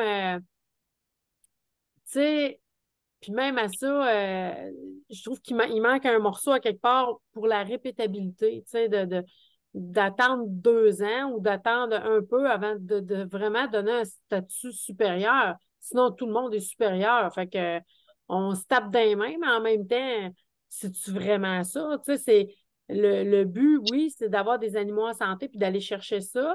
Mais en même temps, moi, si je veux garder un statut élevé, puis que l'autre personne, ça fait à peine 2 ans qu'elle est là, puis hey, yes sir, je l'ai mon certificat, ben, moi, je trouve que son certificat, il n'a pas de valeur. Versus le mien, que ça fait des années.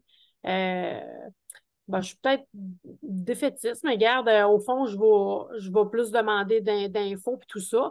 Puis des fois, je me demande même si on ne devrait pas faire un programme pour vraiment les chèvres laitières puis les chèvres boères. Tu sais, nous autres, on a quand même des troupeaux. Regarde, moi, j'ai 550 têtes au-dessus versus quelqu'un qui a 20 têtes. En tout cas, regarde, je ne sais pas.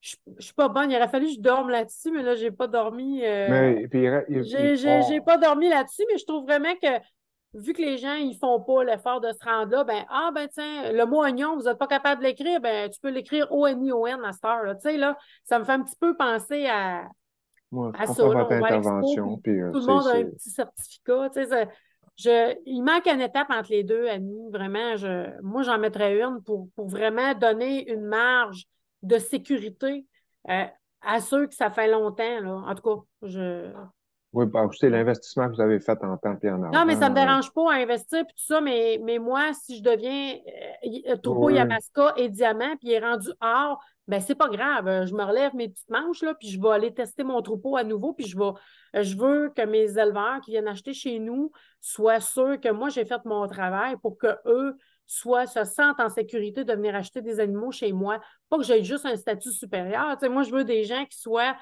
euh, certifié, là, que ce soit vraiment. Ça manque de rigueur. Tiens, je vais dire le mot, là. Il manque un petit peu de rigueur à mettre juste deux stades. Tu sais, il manque un aspect répétabilité. Je vais arrêter de parler parce que là, je dis tout le temps la même affaire. Non, mais c'est pas grave, c'est clair, là, puis merci de l'intervention, là. Il y a rien de décidé d'avance, c'est une proposition, voir si ça améliorerait, puis on y va bien sûr Dans le fond, c'est plus il y a d'opinions qui se rejoignent sur un point de vue, ben ça éclaire tout le propriétaire. Là, j'ai Jade, Catherine, Michaud, Robert, puis RECBQ. Alors, Jade, votre micro, s'il vous plaît, Jade. Oui, ben en fait, moi, pour avoir assisté au webinaire du Medivisna, j'avais eu le temps un petit peu d'y penser aussi. Puis je sais que ça avait été sorti, là, que c'était quand même pertinent là, d'avoir plus qu'un niveau là, avant pour les nouveaux troupeaux, disons. Là. Parce que, tu sais, c'est sûr que ça monte vite, là, je suis un peu d'accord, puis je trouvais ça pertinent qu'il y ait justement un autre niveau pour ceux qui commencent. Puis, en fait, je pense que ça va d'autant plus bénéficier les producteurs, ça fait longtemps qu'ils sont là, parce que selon ce que je savais, la maladie peut être dormante pendant 7 ans. Là, fait que, tu sais, on peut pas non plus tomber à des statuts qui sont super, super rigides là, quand en fait, on n'a pas vraiment de moyen de savoir si les chefs sont vraiment négatifs. Là. Merci beaucoup, Jade. Moi, Très je vais apprécié. monter dans le J'avais une question chat. aussi. Je suis d'accord avec Sylvie que le statut supérieur est trop rapidement obtenu. Merci beaucoup. Fait que, merci. Voilà, je veux juste dire ça. Non, non, il n'y a pas de problème. Maintenant, je viens vous voir apparaître dans le chat aussi. Merci beaucoup de votre Mais intervention. Là, on va laisser Jade terminer. Puis après oui, ça, on va poursuivre avec Catherine, puis Robert. Oui, en fait, j'aurais deux dernières questions. Là. La première, selon vos tests que vous avez faits là, sur des troupeaux que ça faisait longtemps qu'il n'y en avait pas eu, disons, puis que là, éventuellement, il y en avait une ou deux, ou tu sais, peu importe, des troupeaux qui sont vraiment à faible prévalence. Tu sais, tantôt, on parlait là, que si jamais on a moins de 2% qu'on les réforme, puis on continue, qu'est-ce qui arrive si y a-t-il beaucoup de chances que l'année suivante, si on a réformé la positive, qu'on a encore des problèmes, qu'on a encore des positifs finalement? Réponse? Je vais te le dire Julie? l'année prochaine, Jade. Je peux répondre partiellement. On est en train d'analyser ça avec toutes les données historiques du programme, savoir c'est quoi le risque quand ça sort positif, que ça ressorte positif. Mais on est un peu limité par le fait que moi, ces animaux-là ont été réformés, donc ils sont plus dans le manque de données, mais on est en train d'essayer d'explorer ça avec les données qui sont disponibles. Parfait. Puis, deuxième question. Il était mentionné de génomique tantôt. Est-ce que c'est quelque chose qui pourrait être éventuellement envisageable ou c'est vraiment trop loin, vraiment. Tu sais, je sais qu'on n'est pas là dans le mouton encore. Là. J'imagine que la chèvre, on est encore un pas plus loin. Là. Est-ce que ça peut être envisageable éventuellement ou c'est vraiment trop loin? Je peux répondre aussi. En fait, toutes les publications pour l'instant, sont toutes chez le mouton. Fait que le gène qu'on cible, le TMEM 154, ça a juste été testé chez le mouton, pas chez la chèvre, mais on sait que c'est un gène qui existe chez la chèvre. Ça existe chez l'humain aussi, ce gène-là. Mais ça n'a pas été évalué. Ce que le comité fait, par contre, c'est une veille constante. Fait que si un jour, il y a des gens génétiques qui trouvent qu'il y a une résistance génétique chez la chèvre, ben, c'est sûr qu'on va le considérer pour le programme, mais pour l'instant, il n'y a vraiment aucune donnée. Merci. Merci, Julie. Est-ce que ça répond à tes questions, Jade? Oui, merci. Oui, Alors, merci. Catherine? Oui, il faut absolument, moi je pense qu'il faut absolument enlever de notre vocabulaire que ces troupeaux-là sont exempts. Je trouve que c'est là que ça vient enlever la possibilité qu'il y ait un des animaux qui soit trouvé positif. C'est pas des animaux exempts qu'on est en train de faire, c'est soit des troupeaux exempts, c'est des troupeaux à faible risque d'être infectés. Puis là, c'est là que je trouve que la compréhension des gens n'est pas là. C'est que c'est pas parce qu'on teste puis qu'on teste depuis tant d'années, puis tu sais, moi aussi j'ai regardé les webinaires Medivisna, puis j'ai regardé le programme encore cette semaine, puis c'est là que je trouve qu'on devrait faire attention au langage qu'on utilise, puis de trouver un animal positif, que ça fasse 2 ans que tu aies mis en place des biosécurités, que ça fasse 2 fois, 3 fois, 4 fois, 10 fois, ou que ça fasse 10 ans que tu aies mis en place la biosécurité dans ta ferme, le langage est le même. C'est un programme d'assainissement, puis c'est un programme où est-ce que tes animaux sont à faible risque. Oui, ben oui, Catherine, mais moi, là, si on en trouve un, là, je l'ai reçu mon certificat 2023, puis pour moi, je trouve qu'il n'y a pas de valeur parce que j'en ai une. Tu sais, si cette chèvre-là, elle a bavé dans l'abreuvoir, puis les autres sont allés boire dedans, là, ben peut-être que j'en ai d'autres. Fait que j'aime bien mieux tomber sur une plage or pour dire, Hey Sylvie, il faut que tu retestes encore 2 ans, que tu n'en sors pas une, puis je vais tout tester mon troupeau une par une, puis pas en poule pour être sûre d'être certaine que je ne beurrerai pas personne d'autre. Tu sais, moi, là, ça, là, il vaut rien à matin, cette affaire-là, parce qu'il y en a une. Fait que Ben, 2 c'est là que je non, trouve que ça j'en amène veux la pas. détresse psychologique, Sylvie. Ouais, Non, mais c'est pas de la détresse, Ben, c'est pas si j'ai pour 9 toi, sur mais 10, pour d'autres j'ai 9, j'ai pas 10. producteurs. Ben moi, je veux la réalité. Je veux pas qu'on me raconte des histoires avec un monde de licorne rose. Moi, je veux, c'est ça, Sylvie. Une petite tape, ben parfait, man. Moi, je repars avec mon vétérinaire, puis on se fait un protocole ensemble, puis on travaille fort, puis on met les efforts. En fait, les certificats, ils ne valent rien parce que c'est instantané. Un instant, là, on va pas perdre le Non, non, contrôle correct, là, de Je tout vais ça. juste finir mon intervention, Oui, ça sera pas long. un instant, là, on va attendre un petit peu tout le monde, là. Je vous demande. Moi, je veux juste qu'on s'assure qu'on Oui, utilise les Catherine, je vous bons demande termes. d'attendre un petit Oui, peu excuse-moi. avant de continuer votre intervention. Je vous le demande. OK? Bon. Tout ce que je vous demande, c'est qu'il y a un ordre de parole. Je l'ai donné tantôt. Alors, pour ce qui suit, c'est Catherine qui va avoir la parole. Après ça, c'est Robert. Puis après ça, c'est Jade. Alors, s'il y a d'autres interventions, levez la main, ça me fait un plaisir.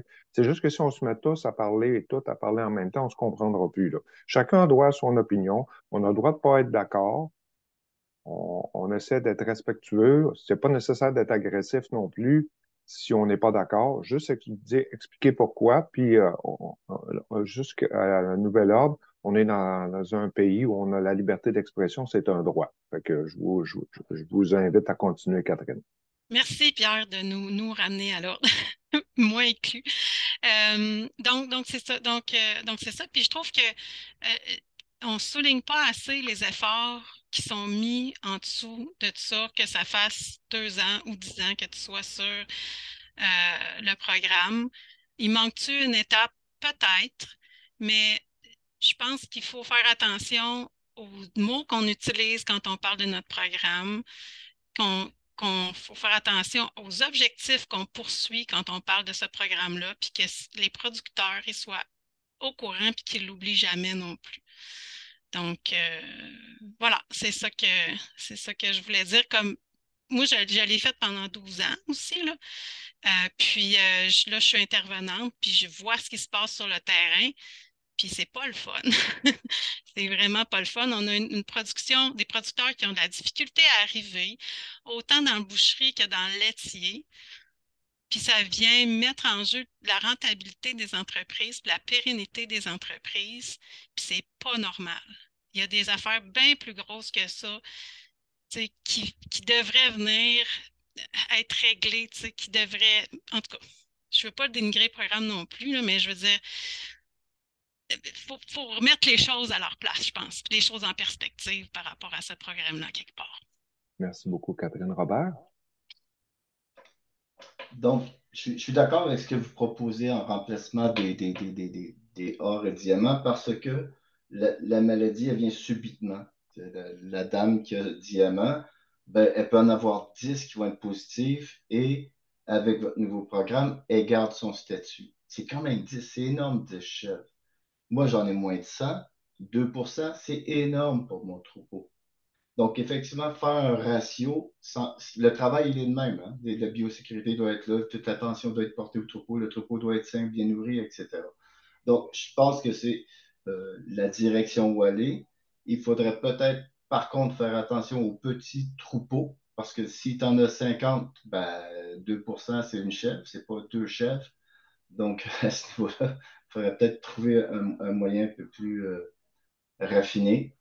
Et puis, c'est ça. Donc, si on achète des animaux, il faut s'assurer qu'ils sont négatifs. Nous, on n'en achète pas. On est autonome pour ce qui est des limites des animaux que nous en avons. Et pourtant, au bout de 2 ans, on a quelqu'un qui est sorti positif. Une seule. Mais il n'y a pas d'animaux qui sont rentrés chez nous depuis 3 ans. Là. Et ça fait 2 ans qu'on les teste.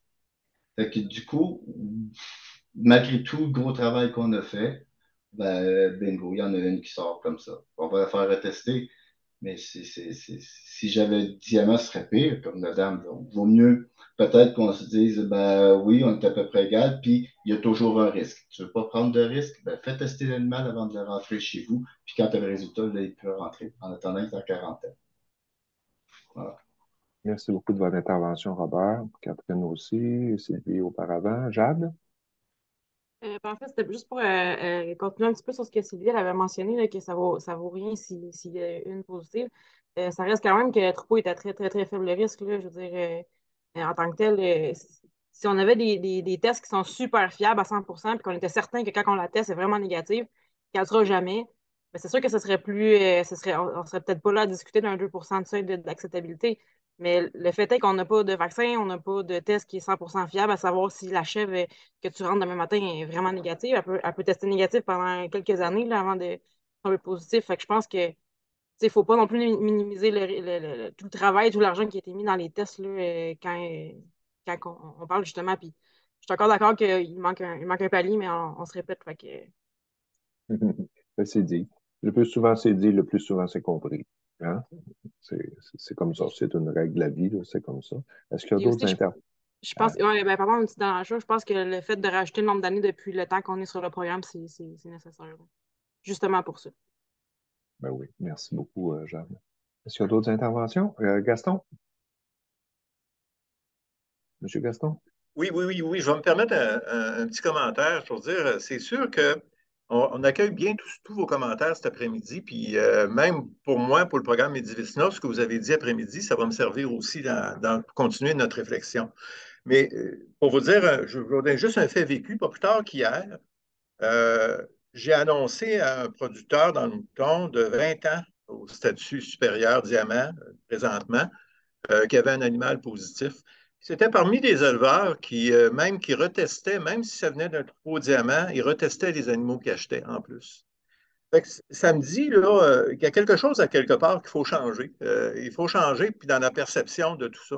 Mais cet éleveur-là, il y a quand même pendant 20 ans, puis ça, je pense qu'il faut que ça soit souligné. C'est un peu ce que Sylvie disait. Oui, tu peux avoir le certificat statut supérieur, mais il y a un paquet d'informations qu'on devra ou on devrait mettre en supplément, à dire, oui, cet éleveur-là, ça fait 20 ans qu'il teste, donc il y a quand même une plus-value à ça. Et ça revient à dire que pendant 20 ans, il y a probablement dans ce troupeau-là testé seulement des pourcentages. Vous n'avez pas fait de commentaire sur retester tout le troupeau aux 5 ans. C'est un peu pour éviter ça, parce que quand on teste en pourcentage pendant 20 ans, il y a des brebis qui n'ont jamais été testées probablement pendant toutes ces années-là, qui ont passé dans le troupeau. Est-ce qu'il y en a là-dedans justement qui auraient dû être testés, puis qui indiquerait qu'il serait bon, le loup est rentré dans la bergerie sur cet animal-là? Pour l'acheteur, avoir un sentiment de sécurité, si un troupeau est testé aux 5 ans, ça peut être une plus-value ou si on compare un troupeau qui vient juste d'être testé hors présentement, qu'on sait que c'est tout le troupeau, ben, c'est peut-être un niveau de sécurité un peu plus supérieur qu'un troupeau que ça fait 5 ans qui teste à pourcentage. Ça fait que ça, c'est pour vous dire que ce qu'on essaye d'avoir, c'est de donner le plus de niveau de confiance ou de sécurité à l'éleveur que son troupeau est assaini, donc à faible risque. Puis aussi à l'acheteur, le niveau de confiance aussi qu'il peut avoir quand il achète, c'est de faire un peu la combinaison des deux. Que je répète, ben, c'est toujours mon défi. C'est toujours, c'est pas vrai, là, mais je dis, mes cheveux blancs, ils proviennent du programme Medivisna et la coordination. Tu sais, je m'arrache les cheveux aussi là-dedans en disant, qu'est-ce qu'il faut faire? Qu'est-ce qu'il faut faire de mieux, justement, pour être en mesure de dépister ça, ces faux négatifs-là, éventuellement, qu'il y en ait le moins possible qui fassent de dommages, puis éventuellement aussi de ne pas réformer des faux positifs. Mais ça, c'est un dilemme qui n'est pas facile. Puis, vous voyez, c'est pas on ne pourra pas avoir la perfection. Puis je me permets de continuer, c'est quand on parle de génomique aussi, il faut faire la différence pour ceux qui ont travaillé avec les tests de résistance contre la tremblante.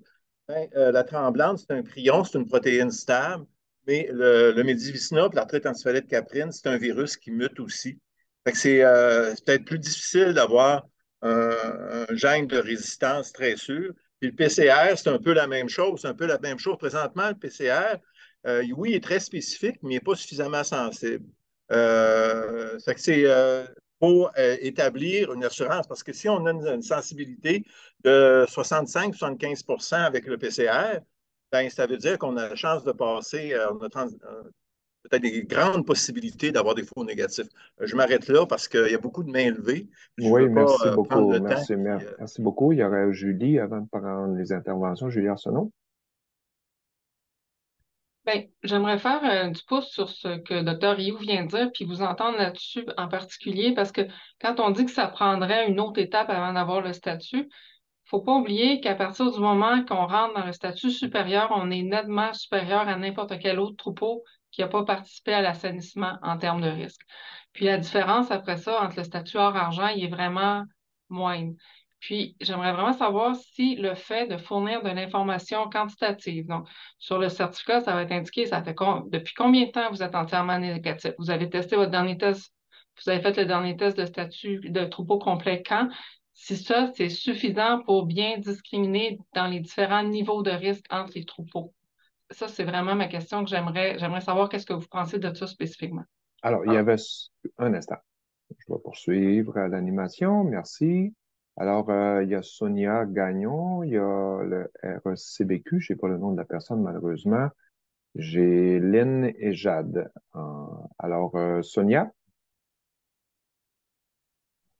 Bon, oui. Alors, oui, effectivement, pour moi, pour la question de Julie, d'avoir des renseignements sur les tests qui ont été faits, c'est un plus parce que ça l'enlève un peu le sentiment de sécurité à un acheteur de se dire, ben moi, je vais aller là, ça fait tant d'années qu'ils testent, qu'ils sont en santé, quand que si c'est un pourcentage du troupeau qui est testé, ça peut être faux, même si ça fait des années qu'ils testent.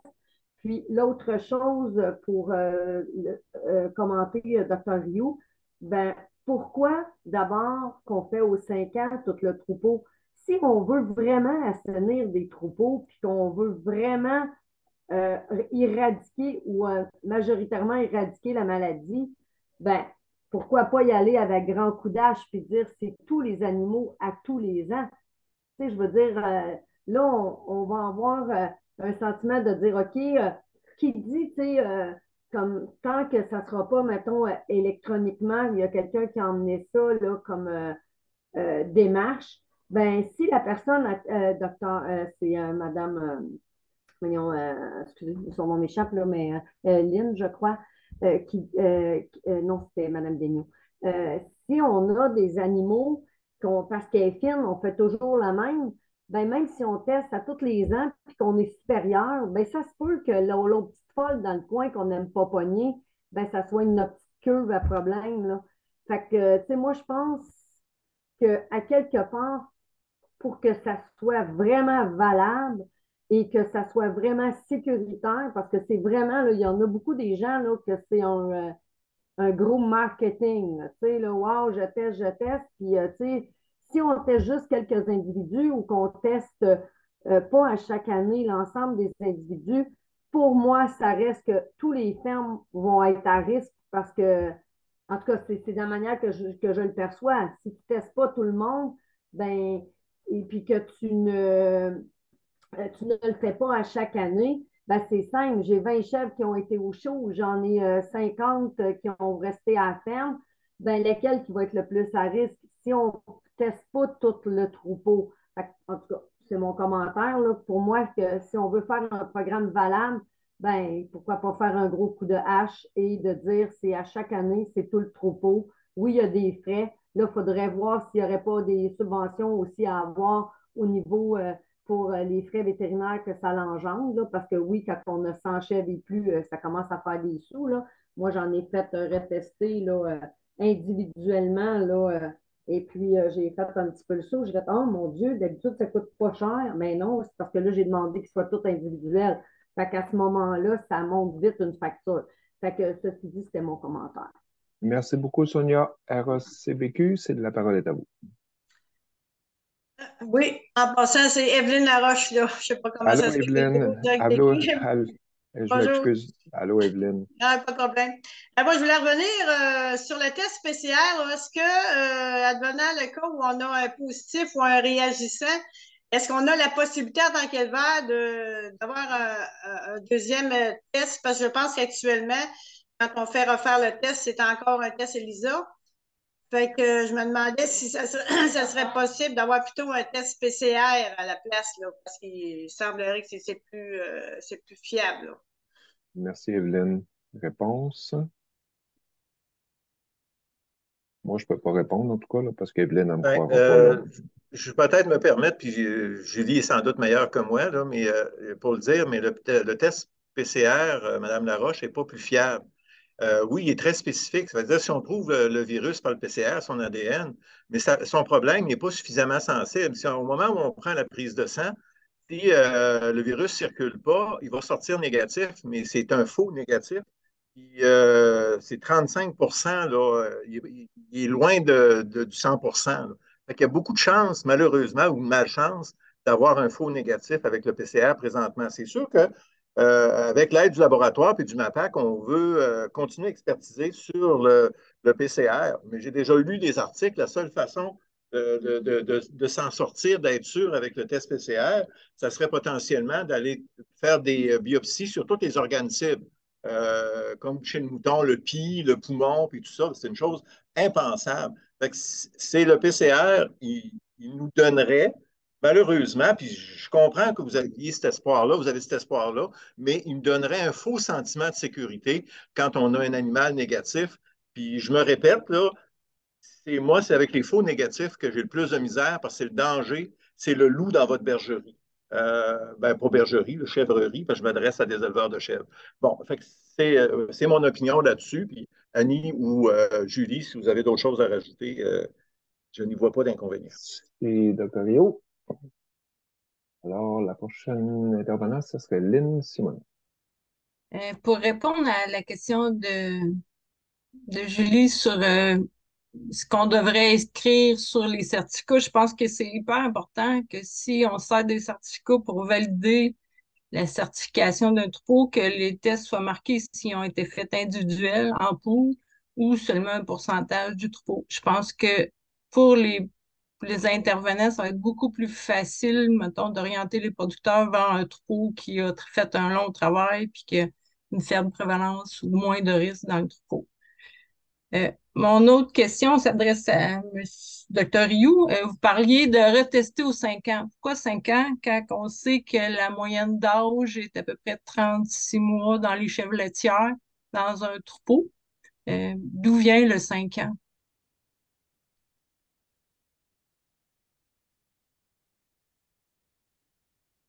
Je ferme mon micro à chaque fois, j'ai oublié d'ouvrir.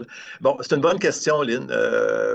C'est une réflexion qu'on a eue. Peut-être qu'on n'a pas évalué que le turnover des animaux dans le laitier était si élevé que ça. On a peut-être été plus dans le mouton au niveau du turnover ou du taux de renouvellement qui était plus sensiblement vers le 5 ans parce qu'on a été aussi du côté, on s'était dit aussi bien naïvement que c'est mieux aux 5 ans que pas pantoute. C'est que ça, c'était déjà une chose de revenir. Puis on a pensé aux facteurs économiques aussi. On se disait, ben, trop de 1000 brebis, si on demande de tester aux 2 ans ou aux 3 ans ou tester annuellement, ça a des impacts financiers énormes. Puis même des fois en équivalent sur des plus petits troupeaux, l'impact par bête, par tête animale est quand même assez élevé et assez important.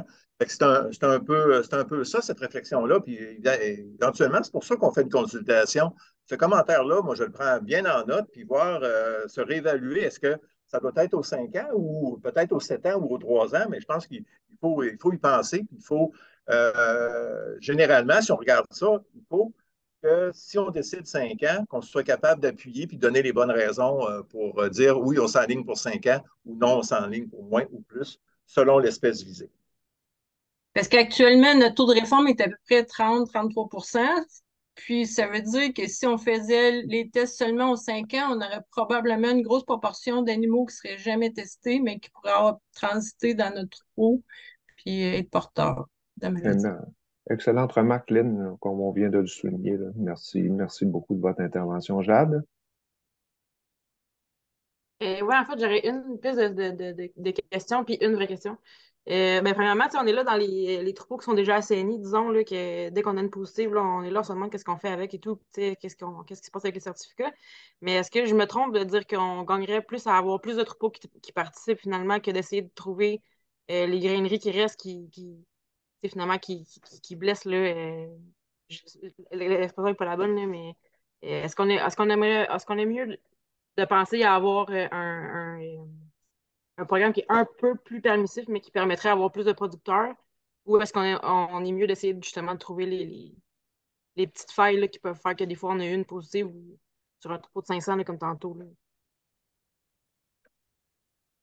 Je réfléchis à voir, en fait, là, ça vient de me Non, popper non, comme mais question. c'est Je une sais pas si. excellente. C'est pris en note, hein. On a quelqu'un, là, ça paraît pas, là, mais on a quelqu'un tout au long de nos débats là, qui prend des notes. Là, puis Puis, s'il y a pas de réponse, ça restera pas sans réponse. C'est tout simplement qu'on va. Peut-être que là, les gens réfléchissent aussi à ce qu'ils pourraient vous donner comme information, là, Jeanne. puis sinon, ma vraie question, est-ce que on sait s'il y a des chefs qui peuvent tester négatifs, mais le transmettre quand même si c'est des fausses négatives?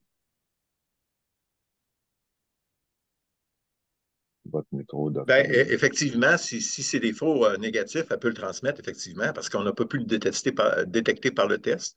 Puis ça, si vous reportez au tableau que Julie vous avait présenté avec les brebis là, qui montaient et qui descendaient, ben, c'est certain, si on les prend malheureusement quand ils sont en dessous de la courbe, ben, la réalité va changer 2 mois, 3 mois plus tard. C'est pour ça que je répète encore que moi, c'est les faux négatifs qui me stresse le plus pour vos troupeaux, pour vos statuts. C'est, ça, vraiment, je pense que c'est pas simple comme concept, faux positif, faux négatif, je le sais. Mais dans le fond, laisser la poussière retomber, à regarder tout ça, évaluer tout ça pour voir vraiment par rapport aux forces et faiblesses de nos tests. Malheureusement, je dirais, puis j'ai aimé, Catherine Michaud a fait dire, c'est impossible de dire que c'est éradiqué. C'est vrai que ça a été dans la mentalité des éleveurs de dire, viens, je vais vendre les animaux dans le mouton parce que moi, je suis exempt complètement, je suis éradiqué. C'est pas vrai. Et parce que c'est à très faible prévalence. Je pense que c'est ça aussi que éventuellement, parce qu'on a vu dans les enjeux que Julie a présentés aussi, puis Annie, que la communication est importante. Puis c'est oui, il faut en faire plus de communication. Il faut expliquer encore plus éventuellement pour comprendre toute la dynamique de ça, ce programme-là, puis des tests. Merci, docteur Gagnon. Alors, on va passer, Sonia, j'imagine que c'est une vieille main. Alors, on va passer, il nous reste 5 minutes, 6 minutes en fait. Et puis, on vous avait promis, là, on sait que c'est une période où vous êtes très occupé de ce temps-ci, là. Alors, on va passer aux prochaines acétates. Il n'en reste pas beaucoup, là, mais quand même, ça vaut la peine de poursuivre. Donc maintenant, on va aborder le point de vue biosécurité, ce qui a été proposé du côté mouton, mais qu'on vous propose aussi pour voir de quelle façon on pourrait transposer ça à l'AEC. Donc, ce qui serait à prioriser, c'est vraiment viser des règles qui ont vraiment un effet plus important sur l'impact d'avoir la maladie ou pas dans un troupeau, comme l'introduction d'animaux, les expositions, les contacts. Mettre un peu moins d'importance sur des règles qui sont difficiles à justifier, puis seulement les recommander comme le partage de pendeurs à fumier ou d'autres choses par rapport au contact avec le matériel.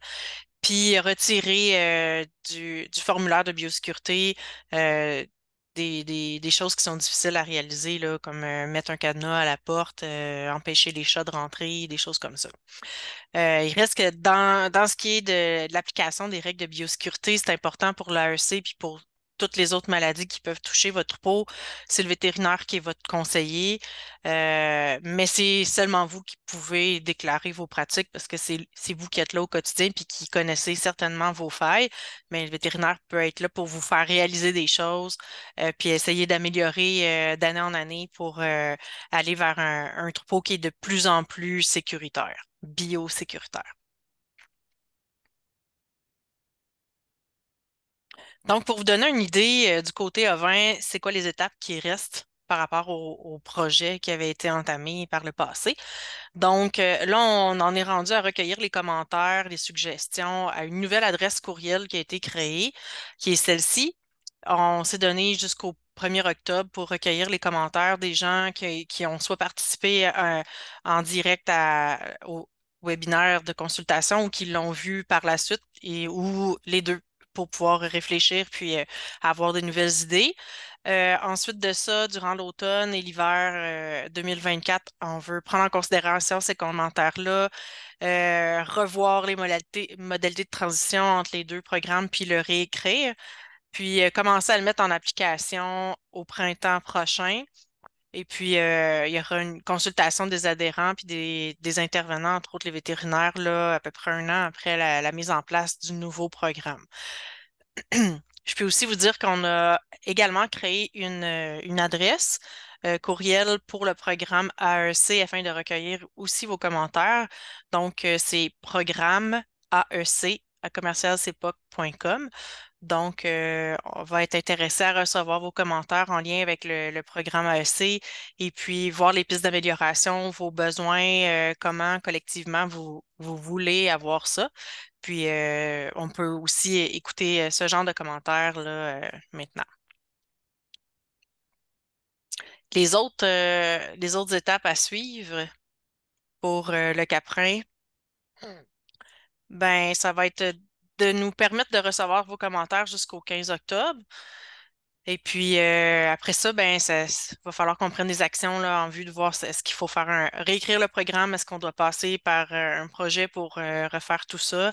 Puis est-ce que vous voulez avoir un programme Caprin? Est-ce que vous voulez copier celui des ovins tel qu'il est proposé et qu'on va remoudre? Est-ce que vous voulez avoir un boucher, un laitier?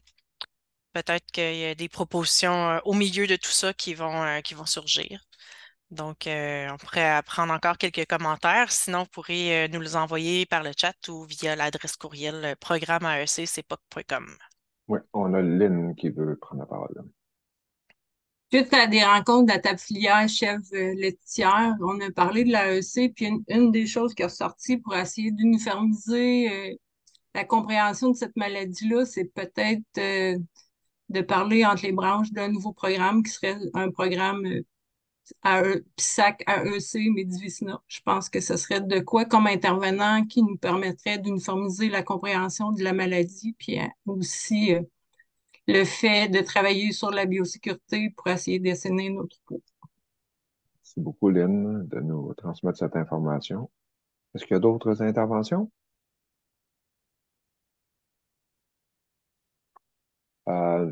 Lucie nous dit de ne pas oublier le MOER. On ne vous oubliera pas, Lucie. Effectivement, ce sera de voir si on fait, s'il faut faire des programmes séparés, est-ce que le MOIR est intégré dans un de ces deux-là ou marche seul? Est-ce qu'il y a d'autres interventions? Alors, c'est nous qui vous remercions, Lucie, de nous l'avoir rappelé. Alors, s'il n'y a pas d'autres interventions, ben, au nom de tout le monde, ben, je voudrais vous remercier de votre collaboration, de votre respect, du respect que vous avez eu tout le long, les uns pour les autres, puis des commentaires que vous avez eus. Puis, si vous avez d'autres interventions à faire, comme Annie vient de vous le rappeler, c'est le programme AEC à commercialcepoc.com.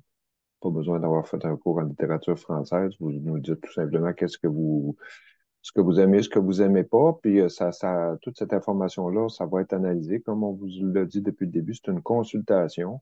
Alors, on retient que des propositions qui ont été faites que vous recevez bien, d'autres moins bien.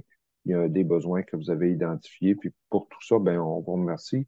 Pour ceux qui s'en vont sauter dans la batteuse, ben, on vous souhaite des bonnes récoltes. Puis on espère vous revoir bientôt. Là, puis, fait qu'on vous souhaite un bel automne. Puis on va vous revenir plus tard avec un rapport sur tout ça. Ben, merci à tous. Puis bonne fin d'après-midi. Merci tout le monde. Merci. Bonne journée. Ouais. Merci. Merci.